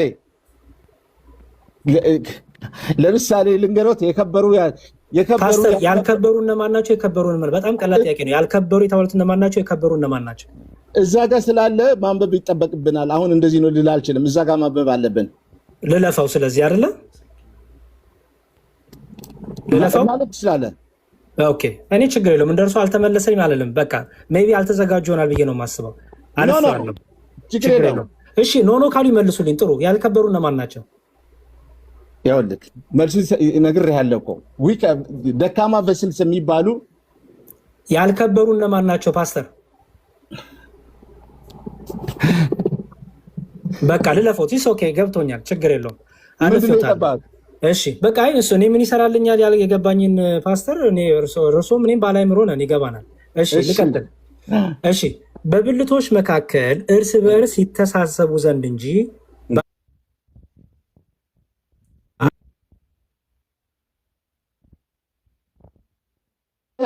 ምሳሌ ነው የነገረህ እንጂ በክርስቶስ ያሉ ብልቶች ናቸው። ስለ ክርስቶስ ያሉ ብልቶችን በኋላ ነው የሚነግርህ። አሁን ምሳሌ ፓስተር ጥያቄን ይመልሱልኝ። ነው አይደለም ይበሉኝ። በክርስቶስ ያሉ ብልቶች ናቸው አይደሉም? የቶቹ? የከበሩትም ያልከበሩትም ብልቶች። የከበሩትን ያልከበሩትን ብሎ ጳውሎስ የሚናገረው በኋላ እሱን ተጠቅመው በምሳሌነት ስለ ክርስቶስ በኋላ ይበሉኝ። መልሴን ነው የምፈልገው ፕሊዝ። እየመለስኩት ነው። ምሳሌ ክርስቶስ ላይ ያሉት ወይስ አይደሉም? አካል ያለው አካሉ አንድ ነው። ብልት በክርስቶስ ውስጥ በአካል ውስጥ ነው ያለው። ክርስቶስ ላይ ያሉ ብልቶች ናቸው ወይስ አይደሉም? ጥያቄ ልክ ነው። ልክ ነው። ምን ማለት ነው? ናቸው ነው። ይኸውልህ በአካሉ ክርስቶስ ነው። ብልቶች ክርስቲያኖች ናቸው። ስለዚህ ብልቶች በአካል ውስጥ ነው ያሉት። ስለዚህ ብልቶች ተባሉት ክርስቲያኖች ናቸው አይደል? ክርስቲያኖች ብለን እንውሰዳ። በጣም ጥሩ መልካም። እነዚህ ብልቶች አንዱ ሲሰቃይ ሁሉም አብረው ይሰቃያሉ አይደል? እውነት ነው። አንዱ ሲከበር ደግሞ ሁሉም ይከብራሉ አይደለ? እውነት ነው። በጣም ጥሩ። እነዚህ ብልቶች በስጋ ያሉ እኔና እርሶ ወይም ክርስቲያን የሚባሉት ብቻ ናቸው ወይስ በአጸደ ነፍስ ያሉ ለክርስቶስ መስክረው እውነተኛ ምስክሮች ሆነው ያለፉት? በክርስቶስ በህይወት ያለንን ብልቶች ሲል ብልት የሞተ ብልት አይልም። እዛ ጋር አካል ሲል የሞተ አካል አይደለም የሚነግረው። ስለዚህ ቅዱሳን ጥያቄን ይስሙኝ። ስለዚህ ለምሳሌ እርሶ በክርስቶስ አካል ላይ ያሉት አሁን ብልቶ ነው እኔ በክርስቶስ አሁን በህይወት ያለው ብልት ነኝ። አዎ በጣም ጥሩ። ሲሞቱ ከክርስቶስ አካልነት ይለያሉ? ጳውሎስ እንደዛ ሊል አይደለም እዚህ ቦታ። እኔ ጥያቄን ይመልሱልኝ ፕሊዝ ፓስተር። እርስዎ ሲሞቱ ከአካል ብልትነት ይለያሉ ወይስ አይለዩ? አካል ክርስቶስ ነው ተባብለናል። እኔ ስለ ክርስቶስ ስለ እርስዎ ነው የጠየቁት። ከአካሉ ብልትነት ይለያሉ ወይስ አይለዩ? ከየትኛው አካል እየተነበበ ካለው አካል ነው ወይስ ከአካል ከስጋዬ ማለት ነው? ከክርስቶስ አልለይም። ለምንድን ነው የምንለየው? አይለዩም። በጣም ጥሩ። ስለዚህ ካልተለዩ እነዚህ አንዱ ብልት ሲሰቃይ እርስዎ ያ ስቃይ ይሰማዎታል ወይስ አይሰማዎትም? በህይወት ካለ አሁን ጳውሎስ እየተናገረው ስለሞቱ አይደለም ብራዘር፣ ኮንቴክስቱ ሌላ። ከሞቱ በኋላ ከክርስቶስ አካልነት ይወጣሉ? ያ የአንተ ቨርሽን ነው። ጳውሎስ እዛ ጋር እየተናገረ ያለው በህይወት ነው። ይመልሱልኝ። ከሞቱ በኋላ ቅዱሳን ከክርስቶስ አካልነት ይወጣሉ ይለያሉ? አግባባዊ ጥያቄ አይደለም፣ መልሼልሃለሁ። ይመልሱልኝ። አግባባዊ ጥያቄ አይደለም ብሎ ማለፍ የለም። አላቅም ወይ ደግሞ እለፈው በልኝ እንደቅድሙ ደግመህ ያለበለዚያ አጠይቀኝ አጠይቀኝ። እሺ በቃ ጥሩ። ሌላ ጥያቄ አጠይቀኝ። ልቀጥል። በቃ ፓስተር የኔ ደቂቃ ነው። በቃ የኔ ደቂቃ ነው። የኔ ደቂቃ ነው። ደቂቃ እንዳይገርም እንደ እርስዎ እንዳሉ ችግር የለውም። ሰሚ ያለ እኮ መቼ ማድማጫ። ኧረ ልቀጥል ፕሊዝ ፓስተር ልቀጥል። እሺ በጣም መልካም። እሺ ለምሳሌ በዚህ በሐዋርያት ሥራ ምዕራፍ 9 ቁጥር 16 ላይ በሐዋርያት ሥራ ምዕራፍ 9 ቁጥር 16 ላይ 16:9 ላይ ሶሪ ይቅርታ። እሺ 16:9 ላይ እንዲህ ይላል፣ ራእይም ለጳውሎስ በሌሊት ታየው፣ አንድ የመቄዶንያ ሰው ወደ መቄዶንያ ተሻገርና እርዳን እያለ ቆሞ ስለሚነው ነበር ይላል። ይሄ የመቄዶንያ ሰው ትክክለኛ ሰው ነው ወይስ አይደለም? ትክክለኛ ሰው ማለት ምን ማለት ነው? ትክክለኛ ሰው ማለት እንደና እንደርሶ ሰው ነው ወይስ አይደለም? ሰው ነው። በራእይ ነው ያየው። ግን በራእይ ነው ጳውሎስ ያየው። እኔ ስለ ራእይ አልጠየቅኩትም። የጠየቁት ጥያቄ በደንብ ይስሙ። የጠየቁት ጥያቄ ይህ የመቄዶንያ ሰው ሲለምን የነበረው ማንን ነው? ይኸውልህ ጳውሎስ በራእይ ነው ያየው። እኔ የጠየቁት ጳውሎስ ምን አየ አይደለም የጠየቁት። ጥያቄን በደንብ ይስሙ። የጠየቁት ጥያቄ ይህ የመቄዶንያ ሰው ምን እያደረገ ነበረ? ወደዚህ ናና እርዳን ብሎ ሲለምን ነበር። ማን ነው የሚለምነው? ያ የመቄዶንያ ሰው ጳውሎስን። ጳውሎስ አጠገቡ ነበር? በህልም እኮ ነው፣ በራእይ ነው ብራዘር። ኧረ እኔ እሱን አልጠየቅኩትም። እኔ ጳውሎስ ምን አየ አላልኩም። የጠየቁት ጥያቄ ይህ የመቄዶንያ ሰው አጠገብ ጳውሎስ ነበር ወይ? ጳውሎስ አጠገቡ አልነበረም። ጳውሎስ አጠገቡ አልነበረም። ጳውሎስ የመቄዶንያ ሰው ያለበት ሀገር ውስጥ ነበር? አልነበረም። እሺ ታዲያ ሳየው ለምንድን ነው የሚለምነው? ይኸውልህ ያንተን ስህተት ልንገርህ። የኔ ስህተት ይተውት፣ ጥያቄውን ይመልሱ። ሳየው ለምንድን ነው የለመነው? እኔ ጥያቄ በራእይ አይቶት። ማንን ያየው? የመቄዶንያን ሰው። ማን ነው መቄዶንያ ሰው? ጳውሎስ ነው በራእይ ያየው? ጳውሎስ ነው የመቄዶንያን ሰው በህልማ በራእይ አይቶት። ኧረ እኔ ስለ መቄዶንያ ሰው ነው፣ ስለ ጳውሎስ አልጠየቅኩትም። የመቄዶንያ ሰው ጳውሎስን በአይኑ ሳያየው በአካል ሳያገኘው ለምንድን ነው የለመነው? አሁን እኮ ሳቅ ብቻ ሆኑብኝ እኮ። ከሳው ቀጥሎ በቃ መልስ እየመለሱልኝ አይደለም። ጥያቄን በደንብ ይስሙ። የመቄዶንያ ሰው ቅዱስ ጳውሎስን በአካል ሳያገኘው በአይን ሳያየው ሳይዳብሰው ለምንድን ነው የሚለምነው ጳውሎስን? ለምን እንዲረዳው። በአካል እኮ አያየውም እኮ አያገኘውም እኮ በቃ እንዲረዳው ጸለየ። ስለዚህ ቅዱሳንን በአካል ባናያቸውም ባናገኛቸውም እንጸለያለን። አሁን የራእይ ጉዳይ ነው ብራዘር። እኔ ስለ ራእይ አልጠየቅኩትም፣ ስለ መቄዶንያ ሰው ያደረገው የጠየቅኩት። እንዴት አባቴ ልመልስለት? በቃ ይቅራ፣ ችግር የለውም። እንዳት አባቴ ካሉማ ይቀራል። እሺ የግድ አንተ የምትለው ልበል? ችግር የለውም። አይ ምንም ችግር የለውም። በቃ እኔ እየመለሱ መሄድ ነው የኔ ስራ። እሺ ዮሐንስ ራእይ ላይ ልመለስ። ዮሐንስ ራእይ እንዲህ ይላል። ምን ይላል መሰሎት? ዮሐንስ ራእይ ምዕራፍ 6:9 ላይ ቅድም ያሳየሁት ላይ አምስተኛውንም ማኅተም በፈታ ጊዜ ስለ እግዚአብሔር ቃልና ስለጠበቁት ምስክር የታረዱትን የሰዎች ነፍሳት ከመሠዊያው በታች አየሁ። እነዚህ ከመሠዊያው በታች የነበሩት ነፍሳት በምድር ያሉ ናቸው ወይስ የሌሉ ናቸው? የሞቱ ናቸው። የሞቱ ናቸው። ተገድለው የሞቱ ናቸው አይደል? በጣም ጥሩ። በታላቅ ድምፅም እየጮሁ ይላል። እየጮሁ ማለት ነው። እየጮሁ ማለት ነው እኮ ምን ማለት ነው? እየጮሁ ማለት አይደለም አይደል? እየጮሁ የሚለውን እየጮሁ ነው። እንግዲህ ምን ማለት ልበልክ? ለምሳሌ እርሱ ወደ እግዚአብሔር ጮሁ ሲባል ምን ማለት ነው? እሱ የኔ ትርጉም ቃሉን ነው የነገርኩ። ቃል በቃል ነው እየጮሁ ይላል። እየጮሁ ወደ ማን ነው የሚጮሁት? ጥሩ ችግር የለውም። ወደ ማን ነው የሚጮሁት? ወደ እግዚአብሔር ጮሁ። ወደ እግዚአብሔር ሰዎች ጮሁ ሲባል ምን ማለት ነው? አሁን ስለ ሁኔታውና ስለ ቃሉ እዛ ጋር በመጽሐፍ ቅዱስ አንድ ሰው ወደ እግዚአብሔር ጮኸ ከተባለ ምን ማለት ነው? ጸለየ። ይሄ ቀላል እኮ ነው ያለው እኮ በጣም ጥሩ ጸለየ። እሺ በሰማይ ቅዱሳን ይጸልያሉ? አይጸልዩም። እሺ በታላቅ ድምፅም እየጮሁ የት ሆኖ ነው የሚጮሁት? በሰማይ። መጮህ ማለት ማለት ነው እባኮትን መጮህ ማለት ነው። ፓስተር ለምን ይደጋግሙታል? ይኸውልህ መጮህ ማለት ነው። ስለ ካዱ ነው በዚሁ መጮህ ማለት ነው። እባኮትን መለስኩልዎት አይደል? መጮህ ማለት ጸለዩ ማለት አይደለም። አንተ የፈለግከውን ነው የመለስኩልህ እንጂ ችግር የለውም። እኔ ያልፈለግኩትን ይመልሱልኝ። ቅዱሳን በሰማይ ያሉ ቅዱሳን ወደ እግዚአብሔር እየጮሁ ነው አይደለም? እየጮሁ ነው። ወደ እግዚአብሔር ጮሁ ማለት ነው ማለት ነው አትበልን። ጮሁ ይላል ጮሁ። እሺ ችግር የለም። እሺ ቅድም መልሰውልኛል፣ እሱን ይዛለሁ። ኖ ስለ አንተ ጭቅጨቃ ነው የመለስኩልህ። እኔ ቃሉ ጮኸ ነው የሚለው። ጮኸ ማለት ጸሎት ነው። ጮኸ ማለት እንትን ነው፣ ሌላ ቨርሽን ነው እሱ። ጮኸ ነው የሚለው። ያው እዚህ ጋር የጮኸቱ ዓላማ እዚህ ጋር ስላለ ጥሩ ነው። ችግር የለውም። ምን እያሉ ጮሁ? ጸለዩ። ቅዱስና እውነተኛ ጌታ ሆይ እስከ መቼ ድረስ አትፈርድም? ደማችንስ በምድር ላይ በሚኖሩት ላይ እስከ መቼ አትበቀልም አሉ። እሺ እነዚህ ቅዱሳን ስለማን ነው እየለመኑ ያሉት? ስለሞቱት፣ ስለተገደሉት እየለመኑት አይደለም። ጮሁ ነው የሚለው። ጮሁ ነው። ቅዱስና እውነተኛ ጌታ ሆይ እስከ መቼ አትፈርድ ማለት ነው። ልመና ነው። ምን ማለት ነው? የሚገሩኛ አልሶ ኖ ምን ማለት እንደሆነ እኔ ጠያቂ እኮ ነኝ ፓስተር። እንደ እኔ ጠያቂ መልሰው አትፈርድም ብሎ ማለት መጠየቅ ማለት ነው። መጠየቅ አይደለም፣ ጠየቁ አይደለም። እሺ ምን ማለት ነው? ይፍቱልኛ። ጮሁ ነው የሚለው እኮ ይኸው ጮሁቱን እኮ አነበብኩሎት። ቅዱስና እውነተኛ ጌታ ሆይ እስከ መቼ ድረስ አትፈርድም? ደማችንስ በምድር ላይ በሚኖሩት እስከ መቼ አትበቀልም? ይሄ ምን እያደረጉ ነው? እግዚአብሔርን እየጮሁ ነው።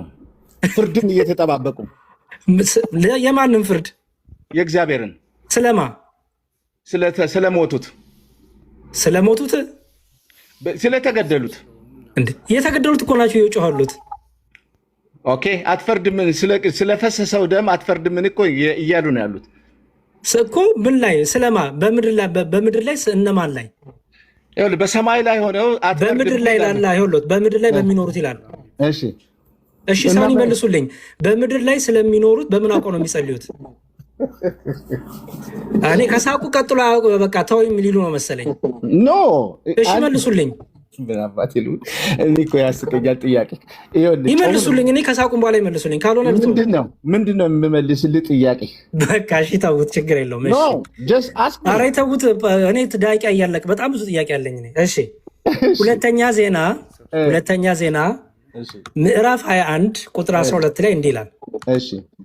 ምዕራፍ 21 ቁጥር 12 ሁለተኛ ዜና ምዕራፍ 21 ቁጥር 12 እንዲህ ይላል። ይቅርታ አንደኛ ዜና ላይ ያለሁት። እሺ ሁለተኛ ዜና መጽሐፈ ዜና ካልዕ። እሺ ሁለተኛ ዜና ምዕራፍ 21 ቁጥር 12 እሺ ከነቢዩም ከኤልያስ እንዲህ የሚል ጽሕፈት መጣበት። የአባቴ የዳዊት አምላክ እግዚአብሔር እንዲህ ይላል፣ በአባትህ በኢዮሳፍጥ መንገድ በይሁዳም ንጉሥ በአሳ መንገድ አልሄድክምና ይላል።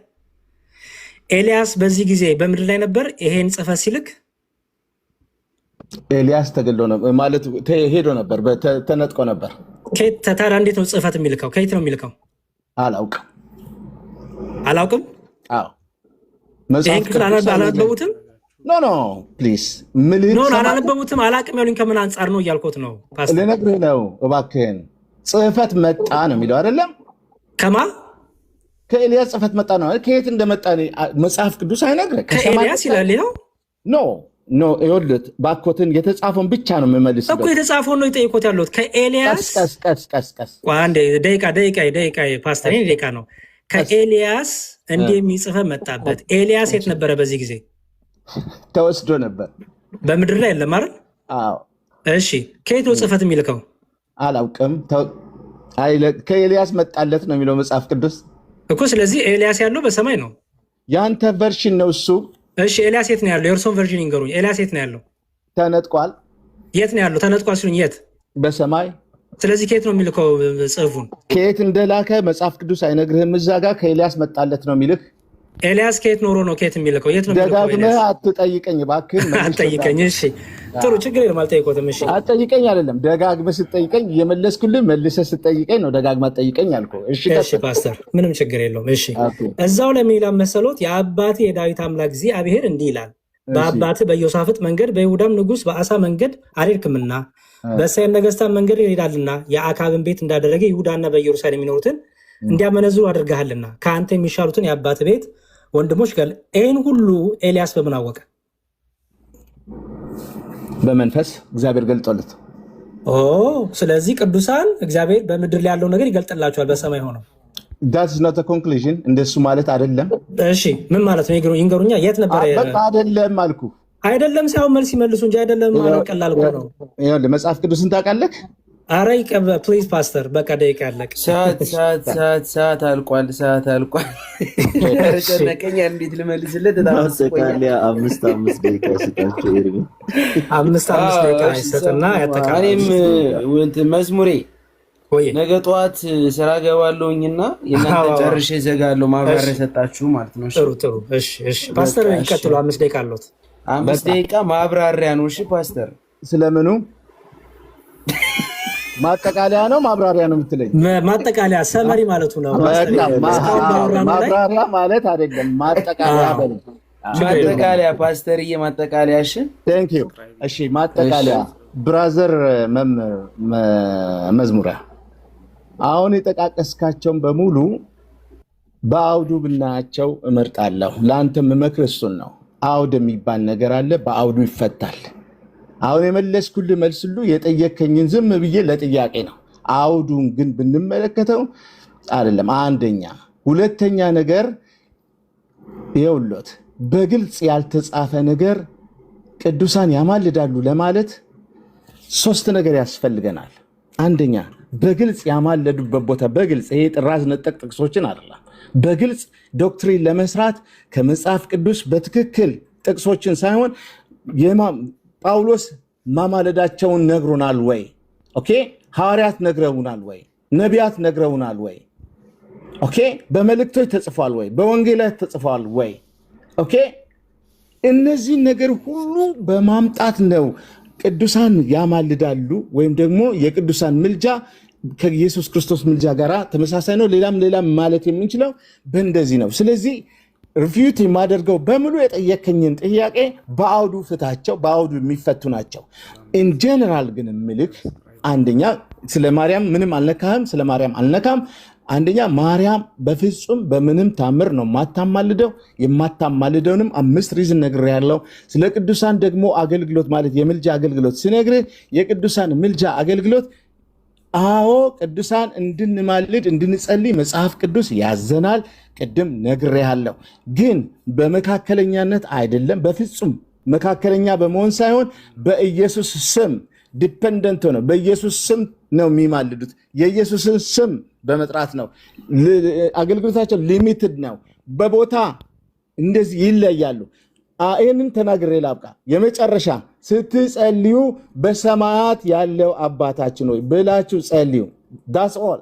ስለዚህ ማንም መላእክት ማንም የሞተ በሰማይ ያለ ስለማንም መጸለይ አይችልም። ዳት ኢዝ ኮምፕሊትሊ ከእግዚአብሔር ቃል ውጭ ነው። ቴንክ ዩ ቬሪ ማች። ጨርሻለሁ። ደቂቃ ነው ያዝልኝ። እሺ ደቂቃ እንትን ብለዋል ያለሁት በቀኝ ስላሉ ችግር የለም። ወደ መስመር አንዳንድ ጥያቄ ግን ቢፈቀድ ጥሩ ነው። አንዳንድ አጠቃለን ስንጨርስ ሰሙዬ አጠቃላይ ሲጨርሱ 5 ደቂቃ ያደርጋሉና አንዳንድ ጥያቄ ይቁናላችሁ። ችግር የለውም። እሺ መዝሙር ጀምር። እሺ ፓስተር በጣም አመሰግናለሁ። ሜቢ ጫን ብዬ እንትን ብዬ ከሆነ የውይይቱ ጸባይ ነው፣ ይቅር በሉኝ። እኔም ትልቅ አክብሮት አለኝ። እግዚአብሔር አክብርልኝ። እንግዲህ ፓስተር አሁን መጨረሻ ላይ ሲጠቀልሉ አሁንም ቢሆን ክርስቶስን ከፍጡር ጋር እያወዳደሩ ክርስቶስን ከቅዱሳን ጋር እያወዳደሩ ነው። ይሄ ትክክለኛ ትምህርት አይደለም፣ ክህደት ነው፣ ምንፍቅናም ነው ባይዘወይ። ምክንያቱም የክርስቶስን ስራ ቤዛነት ማንም አይሰራውም። ማንም ቢሰራውማ ኖሮ ክርስቶስ መምጣትን ባላስፈለገው ነበር። ስለዚህ ኢየሱስ ክርስቶስ ቤዛ ነው። ኢየሱስ ክርስቶስ የሚምር ሊቀ ካህን ነው። ኢየሱስ ክርስቶስ የእግዚአብሔር የባህሪ ልጁ ነው። ኢየሱስ ክርስቶስ ያለምን ኃጢአት የሚያስተሰርይ የእግዚአብሔር በግ ነው። ኢየሱስ ክርስቶስ የአዲስ ኪዳኑ መስዋዕቱን መካከለኛ ነው፣ ሊቀ ካህን ነው፣ መምህራችን ነው። ኢየሱስ ክርስቶስ ከአብ ቀኝ ያለ ከአባቱ እኩል የሆነ እርሱ ኢየሱስ ክርስቶስ አምላክ ነው፣ ጸሎት ሰሚ ነው፣ ጸሎት ተቀባይ ነው። ፍጥረት ሁሉ ወደ እርሱ ማረን ራራልን እያሉ ይጮሃሉ። ይሄ ደሙ የክርስቶስ ደም ሁላችንንም ይቅር ይላል። ምክንያቱም መጽሐፍ ቅዱስ ምን ይላል? የክርስቶስ ደም ከኃጢአት ሁሉ ያጥባል ያነጻል ተብሏል። ይህንን ለፍጡር አንሰጥም። ይህን ለፍጡር የሚሰጥ ካለ መናፍቅ ነው፣ ከሃዲ ነው። ምክንያቱም ፍጡር ከፈጣሪ ጋር አይገናኝም። ቤተክርስቲያን ይህንን ጥንቅቅ አድርጋ ታስተምራለች። ይኸው ከኔም እየሰማችሁት ነው። ታዲያ ቅዱሳን ምልጃ ሲባል ምን ማለት ነው? ለምሳሌ መጽሐፍ ቅዱስ ሐዋርያት ብርሃን ተብሏል፣ ክርስቶስም ብርሃን ተብሏል። ስለዚህ እናወዳድር ነው? ያወዳድር አይደለም። ሐዋርያቱ ብርሃን ቢባሉ በጸጋ ነው፣ ሰጪና ቀሚ ያላቸው። ኢየሱስ ክርስቶስ ግን ብርሃን ቢባል እርሱ እውነተኛ ብርሃን ነው። እኔ እውነተኛ ብርሃን ነኝ ብሏል። እኔ እውነተኛ ብርሃን ነኝ ብሏል። ወደ ዓለም ለዓለም ሁሉ የሚያበራ እውነተኛ ብርሃን ደግሞ ወደዚህ ይመጣ ነበር ተብሎ ጽፏል ዮሐንስ ወንጌል ምዕራፍ 1 ላይ። ስለዚህ ቅዱሳን ብርሃን ቢባሉ በጸጋ ነው። ልክ እንደዛ ሁሉ ቅዱሳን ይለምናሉ፣ ይጸልያሉ፣ ይማልዳሉ ስንል ምን እያለ ነው? ያግዙናል፣ ይጠይቃሉ፣ ጠይቀው መልስ ይጠብቃሉ እያለ ነው። በራሳቸው የሚምሩ አይደሉም፣ የሚያስምሩ ናቸው እንጂ። ኢየሱስ ክርስቶስ ግን አማለደ የሚለው ቤዛነቱን፣ ማለደ የሚለው አስታራቂነቱን፣ በምኑ በደሙ የተደረገውን ደግሞ መማለድ ማልዶ መልስ የሚጠብቅ አይደለም። እርሱ እንደ ፍጡር እርሱ ክብር ይግባው ፍጹም ሰው ፍጹም አምላክ ነውና እርሱ ታራቂም ነው አስታራቂም ነው። የአዲስ ኪዳን መካከለኛ ነው፣ ካህንም ነው፣ ደግሞ የሚምርም ደግሞ ሊቀ ካህን ነው። መጽሐፍ ቅዱሳችን እንዲህ ብሎ ያስቀምጠዋል። ይህንን በደንብ ጠንቃችሁ እንድታውቁ ስለፈለኩኝ ነው። ከዛ ወደ ቅዱሳኑ እመለሳለሁ። ሳንቀላቀል ሳናደባልቅ ጥረት አድርገን እናውቀዋለን ትምህርቱን። ዕብራውያን መልእክቱ ቅዱስ ጳውሎስ ዕብራውያን 2:17 ላይ እንዲህ ይላል። ምን ይላል? ስለዚህ የሕዝቡን ኃጢአት ለማስተስረይ ለእግዚአብሔር በሆነ ነገር ሁሉ የሚምርና የታመነ ሊቀ ካህን ኢየሱስ ክርስቶስ የሚምር ሊቀ ካህን ነው። የብሉይ ኪዳን ካህናት ያስምራሉ እንጂ አይምሩም። ሰው ብቻ ናቸው፣ ታራቂ አይደሉም። ራሳቸው የሚታረቅ ይፈልጋሉ። ኢየሱስ ክርስቶስ ግን ንጹሕ የእግዚአብሔር በግ ነው። እርሱ ከአብ ጋር የተካከለ ነው፣ ከመንፈስ ቅዱስ ጋርም እኩል ነው። ስለዚህ የሚምር ነው። የሚያስምር ብቻ አይደለም፣ የሚምርም ነው። በመስቀል ላይ ይምራልም እያስማረም ነበረም። በቀኝ የተሰቀለውን ምሮታል፣ ወደ ገነት ግባ ብሎታል። ደግሞ ሳይና ስለ እናንተ ደግሞ ቁስላችንን ተሸክሞ ደዌያችንን ተሸክሞ በቁስሉ ፈወሰን። የሚያደርጉትን አያውቁም ብሎ በደሙ ቤዛነት በስጋው ደሙን አፍሶ ስጋውን ቆርሶ ምን አረገን? የዘላለም ሕይወትን እርቅን ሰጠን። አለቀ። ታዲያ ወደ ቅዱሳን እንመለስ። የቅዱሳኑ ግን ስንመጣ የመላእክቱም የቅዱሳኑም የእመቤታችንም ሁሉ እገዛ ነው። ክርስቲያኖች ዴይሊ ባላቸው ሕይወት ሩጫ ላይ እገዛ ነው። ሰው ሰይጣን ፈተነኝ እያለ ሚካኤል ረዳኝ ለማለት ከደበረው ችግር አለ ማለት ነው። ሰይጣን ፈተነኝ ለማለት አፉ ሙሉ የሚናገር ሰው ገብርኤል ረዳኝ፣ የእግዚአብሔር መልአክ ረዳኝ ብሎ ለመናገር ከፈራ ችግር አለ ማለት ነው። መጽሐፍ ቅዱስ ግን እንዲህ ይላል። ዕብራውያን መልእክቱ ምዕራፍ 1:14 ላይ ቅዱስ ጳውሎስ እንድሚላል ይኸው ከቶ ለማን ብላል ሁሉ መዳንን ይወርሱ ዘንድ ስላላቸው ለማገዝ የሚላኩ የሚያገለግሉ መናፍስት አይደሉም? ምን ይላል? ምን ለማድረግ ነው የሚለው? ለማገዝ መልአኩ። ይሄ እዚህ ጋር ሁሉ የሚወርሱት መዳን የዘላለም ሕይወት ነው። ምክንያቱም ለሁሉ የተሰጠ መዳን ስለሆነ። እንዴ ክርስቶስ ስላላዳነን ነው እንዴ? ክርስቶስ ማዳን ስለማይችል የክርስቶስ ደም በቂ ስላልሆነ ነው የሚያግዙን የሚያገለግሉን? አይደለም። መልአክ ያግዛል ያገለግላል ሲባል የክርስቶስ ደም በቂ አይደለም ብሎ ቅዱስ ጳውሎስ የሚረዳ ይመስላችኋል? እንደዛ ያለ ነው አይደለም። ጥንቅቅ አድርጎ የሚያውቀው ቅዱስ ጳውሎስ እገዛ ይባላል። የመላእክቱም የቅዱሳኑም ሁሉ ምንድን ነው የሚባለው? እገዛ ነው ማለት ነው።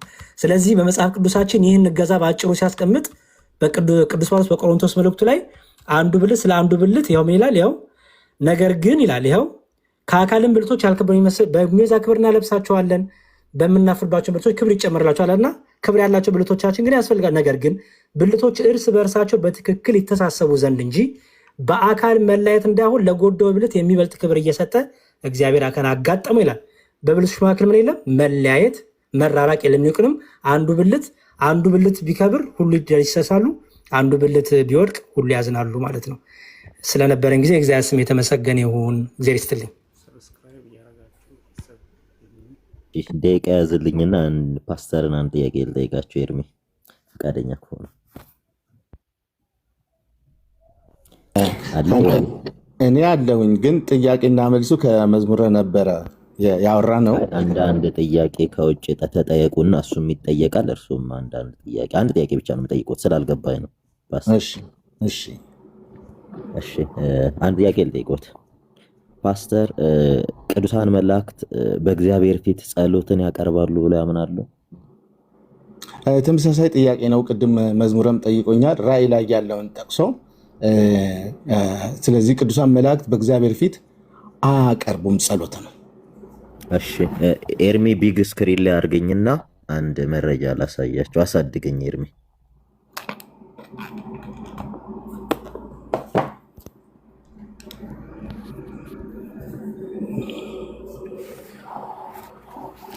ይሄ የእናንተ ከፍ አድርገኝ ኤርሚ አስታል። ይሄ የእናንተ አዲሱ መደበኛ ትርጉም ነው። ቦታውን ንገረኝ፣ ክፍሉን። ራእይ ምዕራፍ 8 ቁጥር 4 ላይ ያለውን ሲያብራሩ እንዲህ ይላሉ። ምንም እንኳ እንዲህ ከፍ ላድርገው፣ ምንም እንኳ መላእክት የቅዱሳንን ጸሎት እግዚአብሔር ፊት ቢያቀርቡም ይላል፣ ጸሎቱ ተቀባይነት እንዲኖረው ማድረግ ግን አይችሉም፣ አያስገድዱም ይላል። ይሄ የክርስቲያኖች እምነት ነው እና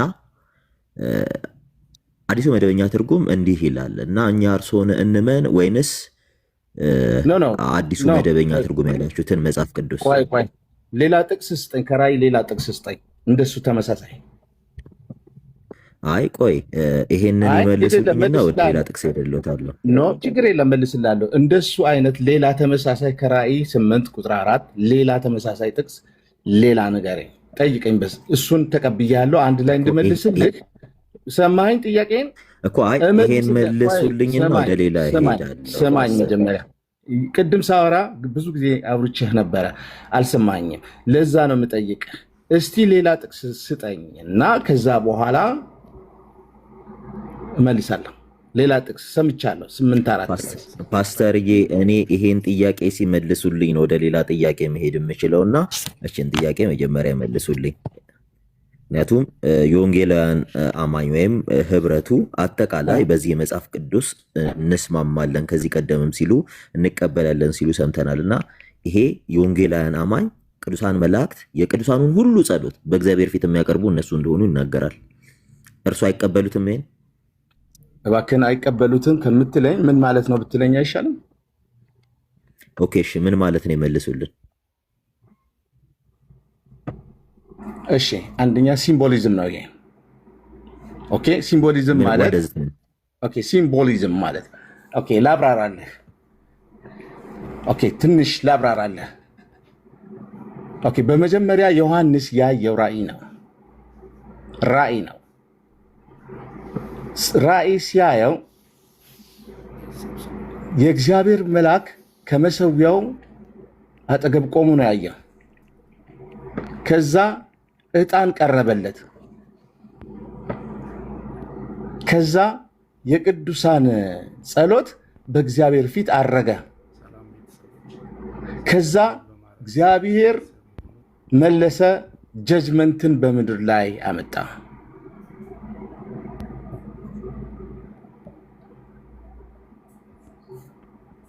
ይሄ የሚያሳየው ሲምቦሊዝም ነው። ሲምቦል ታውቃለህ? ሲምቦል ነው። የሲምቦሉን ቆይ አንድ ደቂቃ። ኢሴንስ ማለት ከፕሬየር ጋር፣ ምክንያቱም ኢሴንስ ዕጣን ምሳሌ ሲምቦሉ ከጸሎት ጋር ነው። ለምሳሌ ይህንን ለማብራራት መዝሙረ ዳዊት በ141 ቁጥር 2 ላይ ይናገረዋል። እዛው ደግሞ ምዕራፍ ሬቬሌሽን ቻፕተር 5 ቨርስ 8 ላይ ይናገረዋል። እሱ ጋር እንመጣለን። ፓስተር ይሄን ይመልሱልኝ። እየመለስኩልህ ነው። ሲምቦሊዝም ነው አልኩ እኮ። እግዚአብሔር ፊት የቅዱሳኑን ጸሎት ቅዱሳን መላእክት ያቀርባሉ፣ ወደ እግዚአብሔር ፊት ያሳርጋሉ ብለው ያምናሉ። ቅዱሳን በዚህ ጥቅስ መሰረት ሲምቦል ነው እንጂ መጽሐፍ ቅዱስ ቅዱሳን ይጸልያሉ በእግዚአብሔር ፊት ማለት መላእክት፣ ቅዱሳን መላእክት በእግዚአብሔር ፊት ይጸልያሉ ብሎ መጽሐፍ ቅዱስ ከዚህ ጥቅስ ሌላ አይናገርም። ይሄ ሲምቦሊዝም ነው ብያለሁ። ወደ እግዚአብሔር ፊት የቅዱሳኑን ጸሎት ቅዱሳን መላእክት ያሳርጋሉ ብለው ያምናሉ ነው ጥያቄ።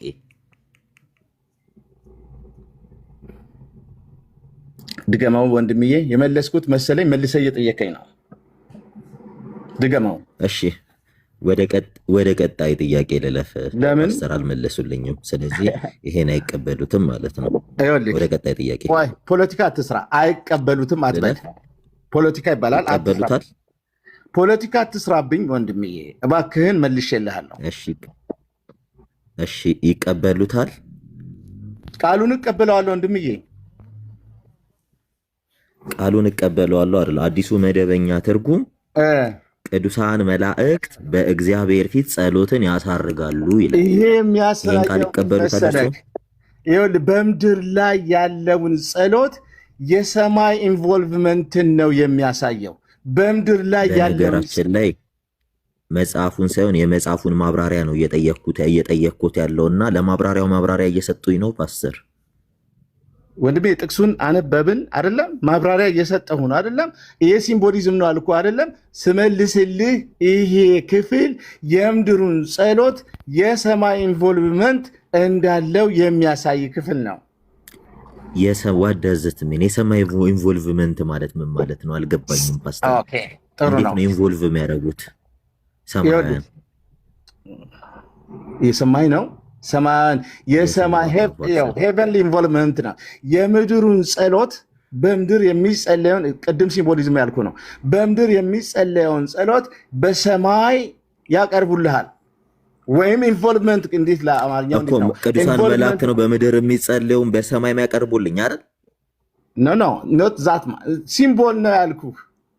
በሰማይ በምድር የሚጸለየውን ጸሎት ቅዱሳን በሰማይ ያቀርቡልኛል እያልኩ አይደለም። ታዲያ ምንድን ያቀርቡልኛል?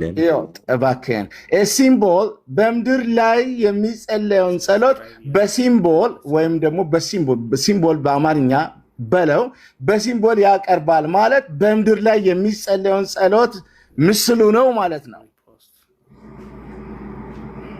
ምስሉ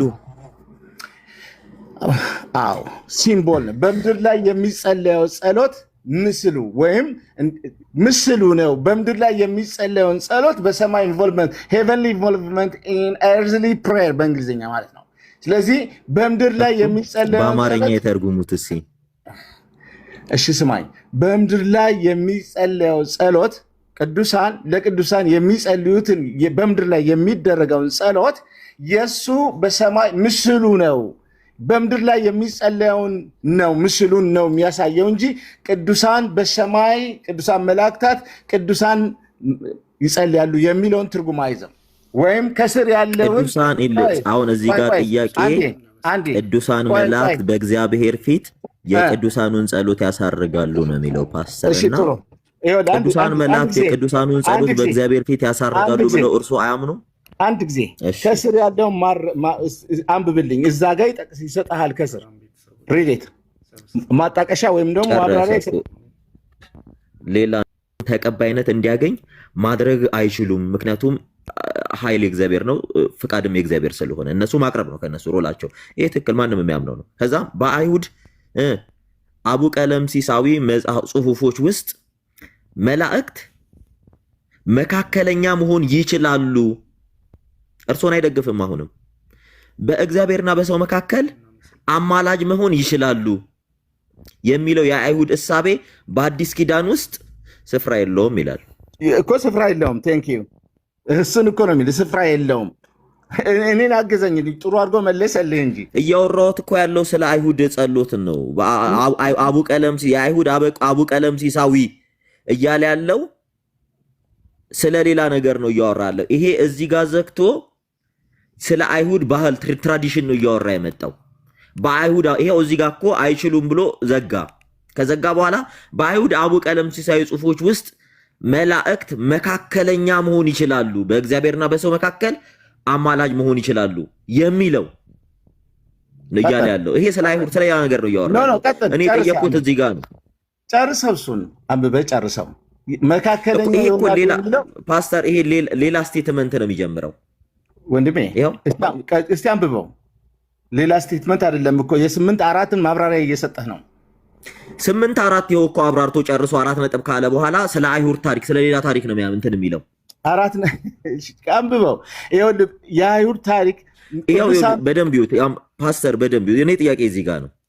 ምንም እንኳ ይላል 8:4 ላይ ምንም እንኳ መላእክት የቅዱሳንን ጸሎት እግዚአብሔር ፊት ቢያቀርቡም ነው የሚለው። አያቀርቡም አይደለም የሚለው፣ ቢያቀርቡም ጸሎቱ ተቀባይነት እንዲያገኝ ማድረግ አይችሉም። አይሁዶች ግን ወይ በደንብ ስሙ ስላልገባው፣ አይሁዶች ግን ጸሎቱ ተቀባይነት እንዲኖር ኢንፎርስ ያደርጋሉ። ማንን? እግዚአብሔርን ብለው ያምናሉ እያለ ይሄን ጽሑፍ ነው አይሁድን ኤግዛምፕል እየሰጠ። እሱማ እኮ እምነቱን ገለጠ። ኢንፎርስ አያደርጉም እግዚአብሔርን። ማር ብያለሁ ማር ብለው ኢንፎርስ አያደርጉም። ይሄ እኮ የክርስቲያኖች ሐሳቤ ነው። በነገራችን ላይ ይሄን ሲያብራሩት አይሁዶችን አኪዩዝ ለማድረግ የተጻፈ ጽሑፍ ነው፣ አይሁዶችም እንዳያምኑ። ግን አሁን እኛ ምን ጠይቆት እዚህ ድረስ ያለው ነው። ይሄ ፎልስ አኪዩዜሽን ነው። አይሁዶች አኪዩዝ የተደረጉ። ቆይ አንዴ አዳምጥ፣ ተረጋጋ። እና እኛ ምን ጠይቆት የመጀመሪያ ነው። ቆይ የመጀመሪያና መሀል የሚባል ነገር የለም። ሴንቴንሱ እዛው አብሮ ተያይዞ ነው ያለው አይደል? 4 ነጥብ ብለህ አትከፋፍለው። በአንድ ፓራግራፍ ውስጥ ነው ያሉት ሁለቱም። በአንድ ታልሙድን ይጠቀማሉ። ታልሙድን ያምኑበታል። ፓስተር ሆልዶን አንዴ ተረጋጋ። አንድ ፓራግራፍ ነው ያለው፣ 2 ፓራግራፍ አይደለም፣ 2 አረፍተ ነገር አይደለም። 4 ነጥብ አለ ግን ቀጥሏል። አይተሃል? እዛ ጋር የአይሁድ ባህል እየተባለ የሚጠራው መጽሐፈ ታልሙድን ሜንሽን እያደረገ ነው እዚህ ጋር የሚያወራው። እኛ ደግሞ ክርስቲያኖች ነን። እነሱ የራሳቸውን ስቴትመንት ካስቀመጡ በኋላ አይሁድ ግን ብለው ነው የቀጠሉት። ቀጥል እያወራን ያለው እንደ ክርስቲያን ኢንፎርስ አያረጉም የሚለውን ትምህርት ምን ይላል? የመጀመሪያውን ሴንቴንስ እኮ በሁለተኛው ሴንቴንስ መልሶልሃል። ታልሙድ ይሁን የአይሁድ ይሄ እየመለሰ ያለው የመጀመሪያውን ሴንቴንስ አይደለም እኮ ፓስተር። አንድ ፓራግራፍ ላይ ነው ያለው። ምንም እንኳ መላእክት የቅዱሳንን ጸሎት እግዚአብሔር ፊት ቢያቀርቡም ጸሎቱ ተቀባይነት እንዲያገኝ ማድረግ አይችሉም ብሎ 4 ነጥብ ዘጋ። ከዛሳ 4 ነጥብ ዘጋ። እግዚአብሔር ፊት ያሳርጋሉ ግን ጸሎቱ ተቀባይነት እንዲያደርግ ማድረግ አይችሉም። እሺ ፓስተር፣ ተመሳሳይ ጥቅስ እንሂድ። ተመሳሳይ ጥቅስ ቆይ አንዴ ሮሜ ራእይ 8:5 ጋር እንሂድ። 8:5 ጋር እዚሁ መጽሐፍ ላይ ቆይ ብራዘር አንዴ ቆይ።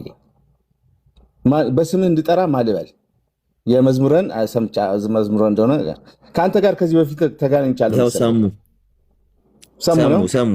ሰሙ በአንድ ፓራግራፍ ላይ ነው ያለው አይደል? አሁን ያነበብከው በአንድ ፓራግራፍ ውስጥ ነው ያሉት። አሁን 5:8 ላይ ራእይ እንሂድ።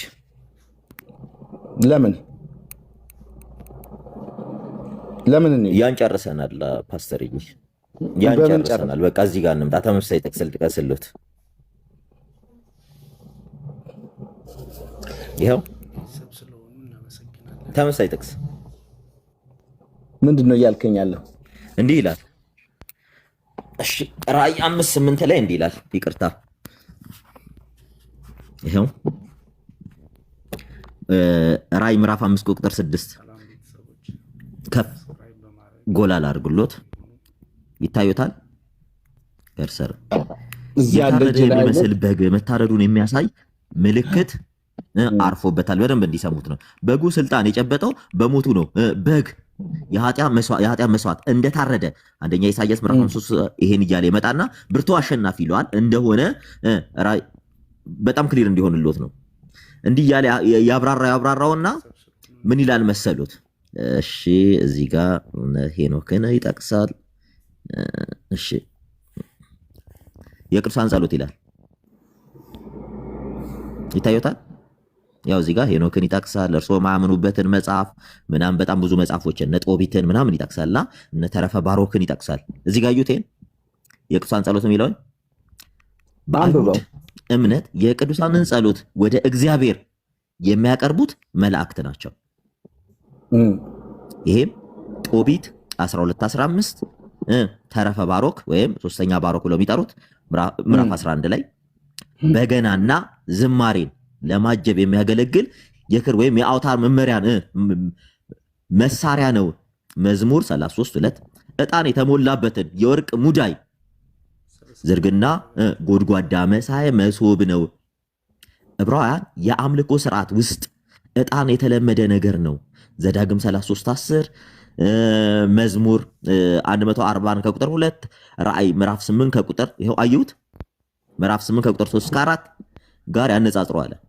ምን የሚለው የቅዱሳን ጸሎት በአይሁድ እምነት የቅዱሳን ጸሎት ወደ እግዚአብሔር የሚያቀርቡት ምን ናቸው ይላል? መላእክት ናቸው። በአይሁድ እምነት አይደል? ይሄ ደግሞ መተ ከራእይ 8:3 ጋር ቆይ አንዴ ልጨርሰው። ከራእይ 8:3 ጋር ማነጻጽሩ ይላል። ራእይ 8:3 ይሄ ቢሆንም ግን እግዚአብሔርን ኢንፎርስ ማድረግ አይችሉም ብሎ አዲስ መደበኛ ትርጉም ያብራራል። እና ፓስተርዬ እርሱ የቅዱሳንን ጸሎት እግዚአብሔር ፊት ቅዱሳን መላእክት አያቀርቡም ብለው ያምናሉ? አሁን ይሄን መረጃ ካሳየሁት በኋላ አዎ አያቀርቡም ነው ምልክ። ለምን በለኝ። አሁንም ቅድም ማን ነው እግዚአብሔር ፊት የቅዱሳንን ጸሎት የሚያቀርበው? አንዴ እባክህ እንድመልስልህ ጠየቀኝ። እሺ የቅዱሳንን ጸሎት እግዚአብሔር ፊት የሚያቀርበው ማን ነው? እግዚአብሔር በራሱ ይሰማል። አይዞህ። የቅዱሳኑን ጸሎት እግዚአብሔር ፊት የሚያቀርበው ማን ነው? እግዚአብሔር በራሱ በቀጥታ ይሰማል። ሌላ እንጂ አቅራቢ አያስፈልግም። ይሄንን አይፈልግም። ስለዚህ ቅዱሳን መላእክት እግዚአብሔር ፊት ጸሎትን አያቀርቡም እያሉ ነው። አዎ ዲስ ኢዝ ሲምቦሊዝም ነው ያልኩ ቅድም ያልኩ። ለዛ ነው ለካስ ማርቲን ሉተር በቃ ያዕቆብና ራእይን ገለባ መልእክት የሚላቸው። ፓስተርዬ ጨርሰናል። ወደ ክርስቶስ እንዲመጡ እጋብዞታለሁ። የመዳን ቀን ዛሬ ነው። የምር ይመለሱ። ጨርሰናል ፓስተርዬ። በአክብሮት ጀምረናል። ቴንክ ዩ ፓስተርዬ። አዎ በቃ በአክብሮት ስለጀመርን አሁን እኔ ልተኛ ነኝ። ሌሎቻችሁ ቤት ክፈቱ። መዝሙር የምትሉኝ ነገር ካለ መዝሙር የምትሉኝ ነገር ካለ በሉና ቤተ ናታም ስለመጣችሁ አማኑኤልም ሁላችሁንም ያላችሁትን የሆነ የምትሉት ነገር ካለ ብላችሁ መዝሙርም ዳሪት ነው። በጣም መሽቶበታል። እኔም ጠዋት ነው የምነሳውና ሳሙኤ መዝሙር የምትላቸውን ነገር በላችሁ። ምንም የለኝም።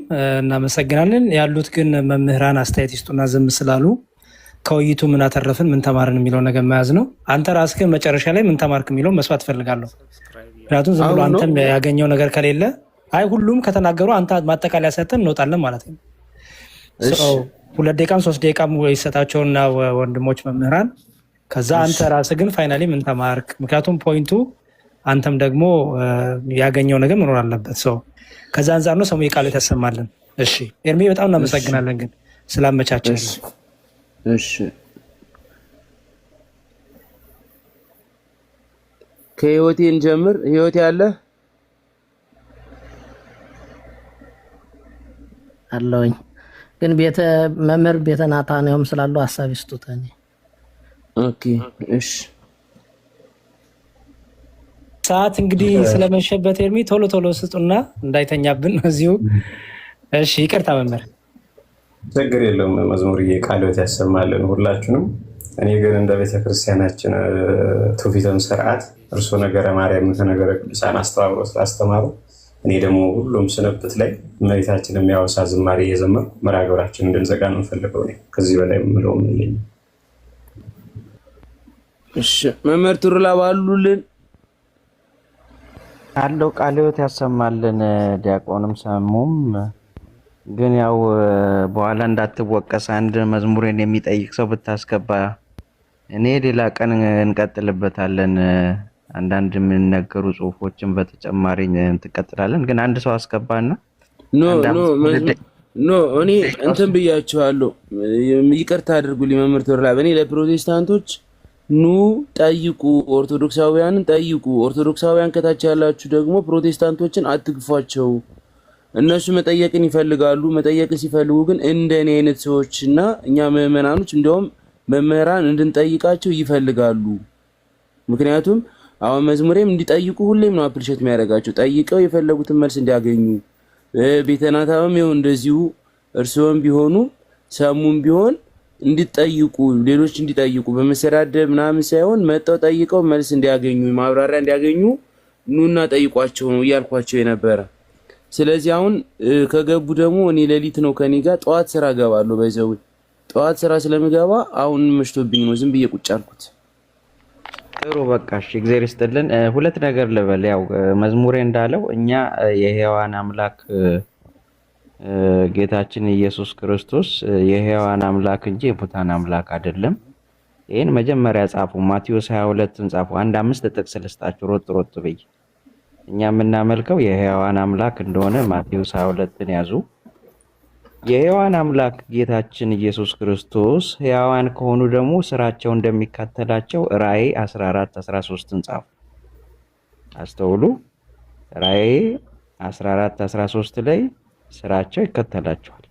ለምሳሌ ስራቸው ከተከተላቸው አንደኛ ነገሥት ምዕራፍ 11 ላይ ነቢየ እግዚአብሔር ዳዊት ከሞተ በኋላ በእርሱ የተተኩት እነ ጠቢቡ ሰለሞን በበደሉ ጊዜ ስለ ዳዊት ተብለው ተምረዋል። አስተውሉ። ዳዊት እኮ ሞቷል፣ አልፏል፣ ሄዷል። ግን በሱ ምክንያት በዳዊት ምክንያት ሶሎሞንም ኢየሩሳሌምም ምሕረት እንደመጣ አንደኛ ነገሥት ምዕራፍ 11 ከቁጥር 11 ጀምራችሁ ይዩት። ቅድም መዝሙሬም ጠቅሶታል። የነብዩ የኤልያስ ነገር ኤልያስ ከተነጠቀ ከብዙ ዘመን በኋላ በዘመኑ የተፈጸመውን በደልና ክፋት ደብዳቤ ጽፎ ሁለተኛ ዜና ምዕራፍ 21 ቁጥር 12ን ያዙት። ሌላው ቅድም ሰሙም እንደተናገረው ራእይ 8 ቁጥር 3ን ያዙ። ራእይ ምዕራፍ 5 ቁጥር 8ን ምክንያቱም በአካለ ስጋ የሚከራከር ጴንጤ የለም አሁን። ምክንያቱም በአካለ ስጋ ሁሉም ጴንጤዎች እንደ ድሮ ሳይሆን አሜን ተብለው ተቀብለዋል። ግን በአካለ ነፍስ ቅዱሳን ስጋቸው ከነፍሳቸው ከተለየች በኋላ አባታችን ቅዱስ ጴጥሮስ ሁለተኛ ጴጥሮስ ምዕራፍ 1 ቁጥር 13 ላይ ይሄንን በደንብ አንብቡት። በስጋው ዘመን ሳለ ለነሱ እንደሚያስብላቸው ይሄ ሐሳቡ ደግሞ ስጋ ከነፍሱ ከተለየች በኋላ እንደማይዘነጋቸው ሁለተኛ ጴጥሮስ ምዕራፍ 1 ቁጥር 13 ላይ ያለውን አንብቡ። በጣም ብዙ የመጽሐፍ ቅዱስ ማስረጃዎች አሉ ከቅዱሳን አማላጅነት በአጸደ ነፍስ የሚለውን ማለት ነው። ወደፊት እንግዲህ በሰፊው እንነጋገራለን። እግዚአብሔር ይስጥልን። በጣም ደስ የሚል ውይይት ነበረ። እንግዲህ አንተም ተኛ፣ የነገ ሰው ይበለን። መልካም ጊዜ። እሺ መምህር ቴንኪው። ቃልዮት ያሰማልን። አማኑኤል አለ አለው 2 ደቂቃ ምናምን የሆነ ነገር በለን። ኦኬ እሺ። ወንድማችን ዲያቆን መዝሙረ ቃልዮት ያሰማልን፣ ሰሙን ቃልዮት ያሰማልን።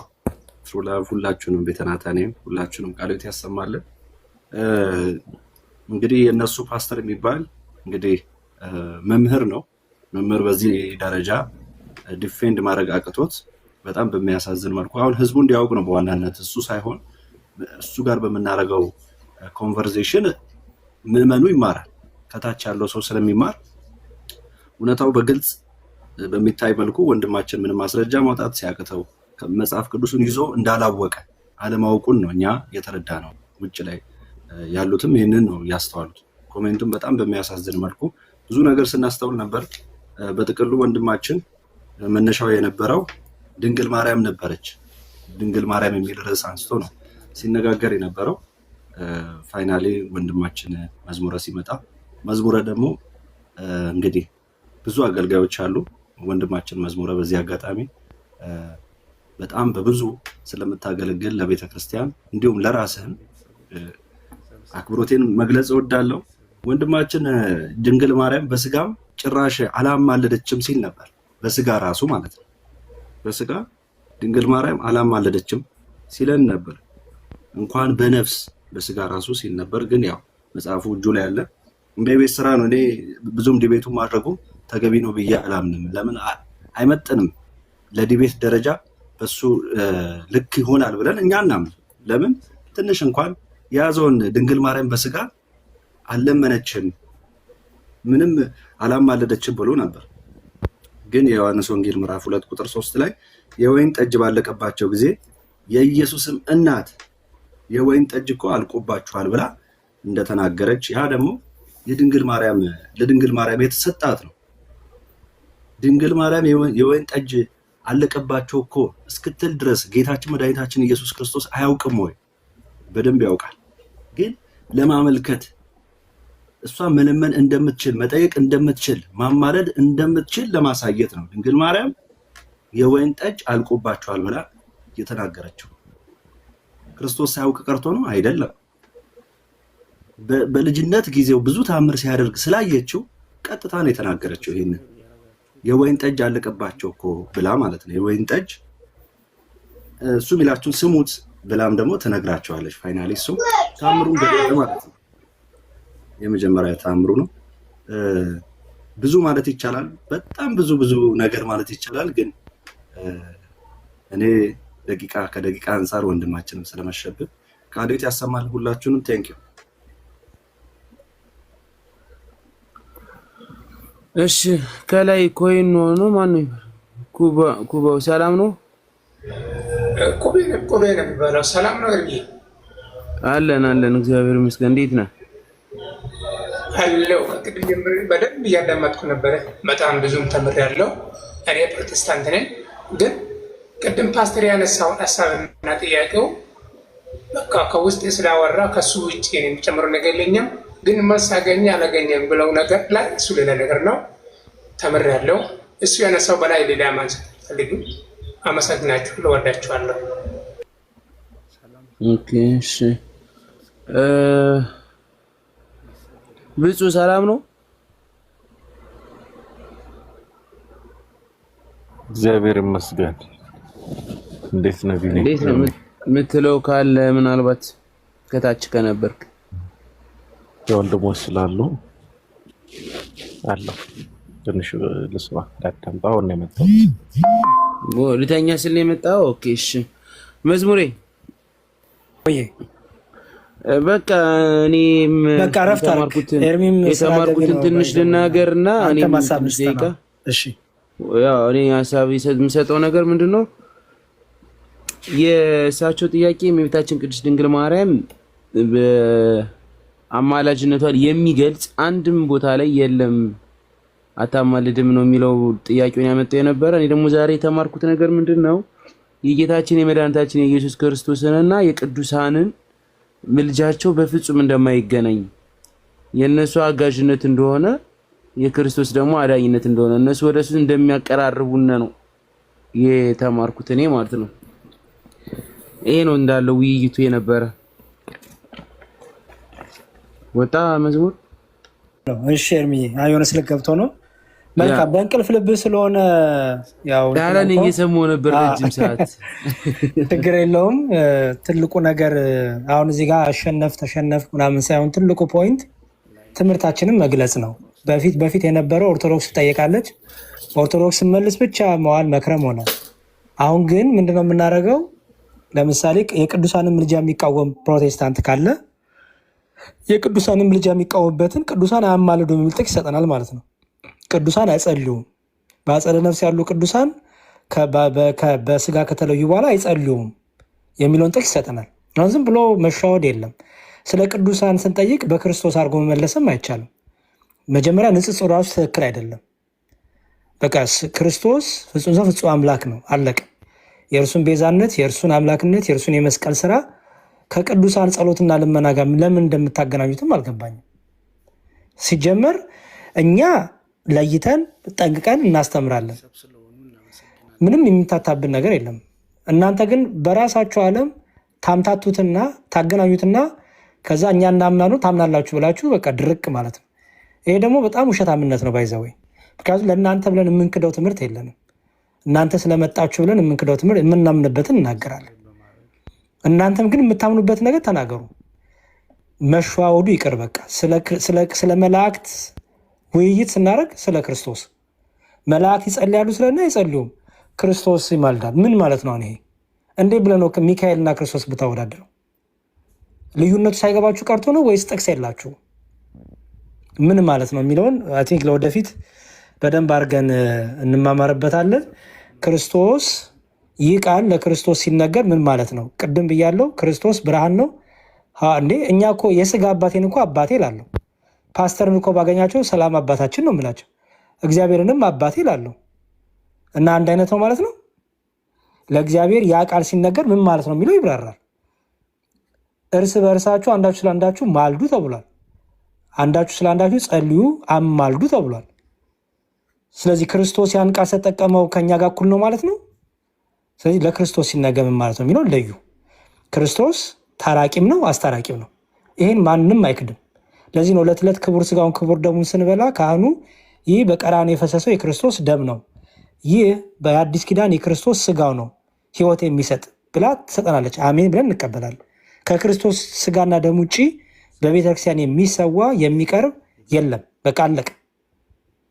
ስለዚህ ቤተክርስቲያን ላይ ባትዋሹ፣ የራሳችሁን ትምህርት ግን ግልጥ አድርጋችሁ ሆፕፉሊ ኔክስት ታይም ላይ እንደዚህ መሸዋወር ሳይኖር የራሳችሁን ትምህርት ግልጽ አድርጋችሁ ልታስተምሩ ይገባል ማለት ነው። ለምሳሌ ሮሜ 8:26 ላይ መንፈስ ቅዱስ ስለ እናንተ ይማልዳል፣ ይማልድልን ስለ ቅዱሳን ይማልዳልና ተብሏል። ከዛ ሮሜ 8:34 ላይ ክርስቶስን ይማልዳል ተብሏል። ስለዚህ አንድ አይነት ነው ልትሉኝ ነው ጴንጤዎች? አትሉማ። አይ አንድ አይነት ነው ምልጃ ማለት ምልጃ ነው ካላችሁ መንፈስ ቅዱስ ጋር ሲመጣ ለምን ነው የምትተረጉሙት? ማን ተርጉሙ አላችሁ? ከየት አመጣችሁት?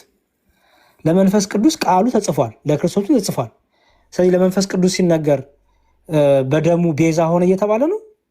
ስጋውን ቆረሰ፣ በመስቀል ላይ ተሰቀለ፣ መንፈስ ቅዱስ ተገረፈ እየተባለ ነው። ምልጃ የሚለው ቃል ሲነገርለት ለመንፈስ ቅዱስ ይማልዳል ሲባል ያችሁ ቃል ናት። ሮሜ 8:34 ለምን ያለችው?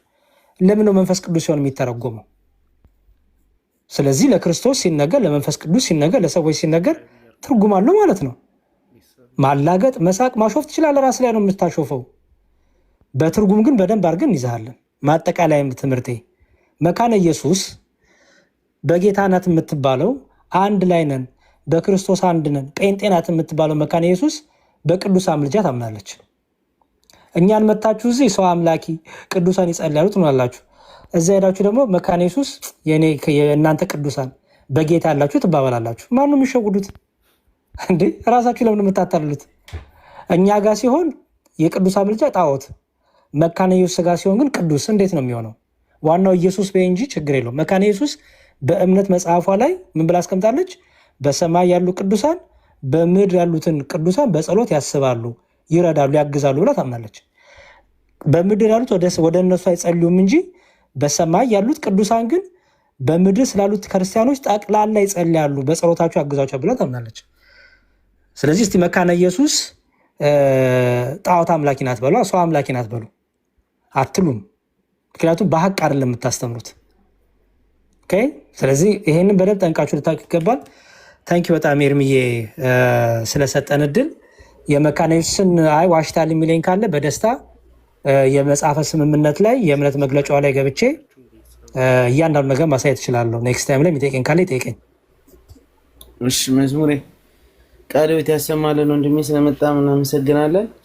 በዚሁ አጋጣሚ ማንኛውንም ሰው ጥያቄ ካለው በዚህ ፖለቲካ ውጭ በሆነ በእውነተኛ መንገድ መረዳት የሚፈልግ ሰው ካለ ነገ ቤቱ ስንከፍት እንቀጥላለን። ዛሬ እኛ ጋር ሌሊት ነው በጣም እና እናመሰግናለን ስለነበረን ነገር። ሰሙዬ ረስቼ በእናትህ ይቅርታ።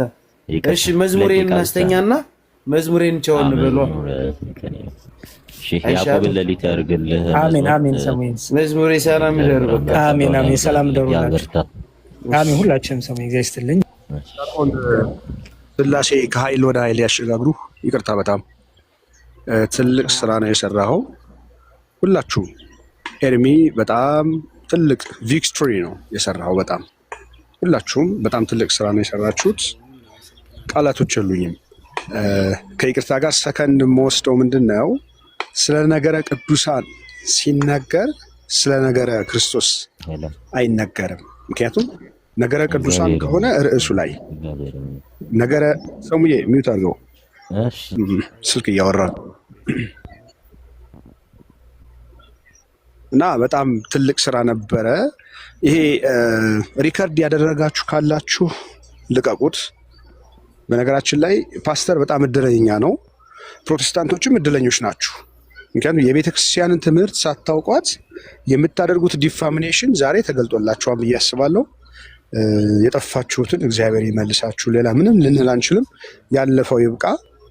ኢየሱስ ክርስቶስ ትናንትናም ዛሬም ያው ነው። አማኑኤል መድኃኔዓለም ብላ ሁልጊዜ በአለባበሷም፣ በፊደላቷም፣ በማንነቷም፣ በተራራውም፣ በወንዙም፣ በብሉያትም በአዲሳትም የምትሰብከውን አንድ አምላክን እሱ ከባህሪ አባቱ ከአብ ከባህሪ ሕይወቱ የሚኖረውን ይችን ባትወቅሷት፣ ሳታውቋት ባትከሷት እላለሁ። እግዚአብሔር አምላክ በትን ዘመን ያምጣልን። በርቱ።